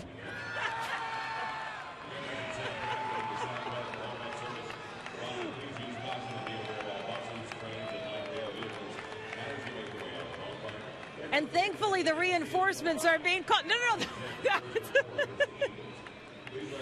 Nice work to John Jaso on that one. I guess it's a day of firsts. How's that for you? It feels good. I mean, to have the team winning a ball game is always feel good. Be part of the win. Unlike last night where you thought maybe it was going to go out, did you know from the minute it came off your bat tonight? Yeah, of course. I pulled a little more, and it's short on left than center, so I thought I had more chance to hit it out. What kind of things are you learning about playing at Safeco Field? Because you guys have been on the road so much, it's hard to get a feel for the ballpark. I mean, we've been on the road a lot this season, but we know as the field play here, we just make adjustment and do it differently. It is hard to keep a straight face while watching, but one more question.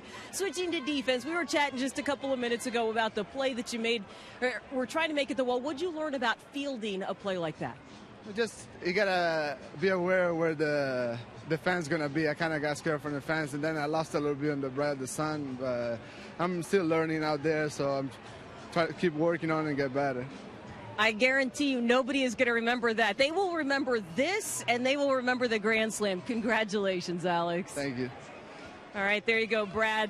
I say congrats to John Jaso on that win, and I think I came out unscathed on that, too. Yeah, I don't see any shaving cream on you. Nicely done. The first shaving cream pie of the year, courtesy of John Jaso.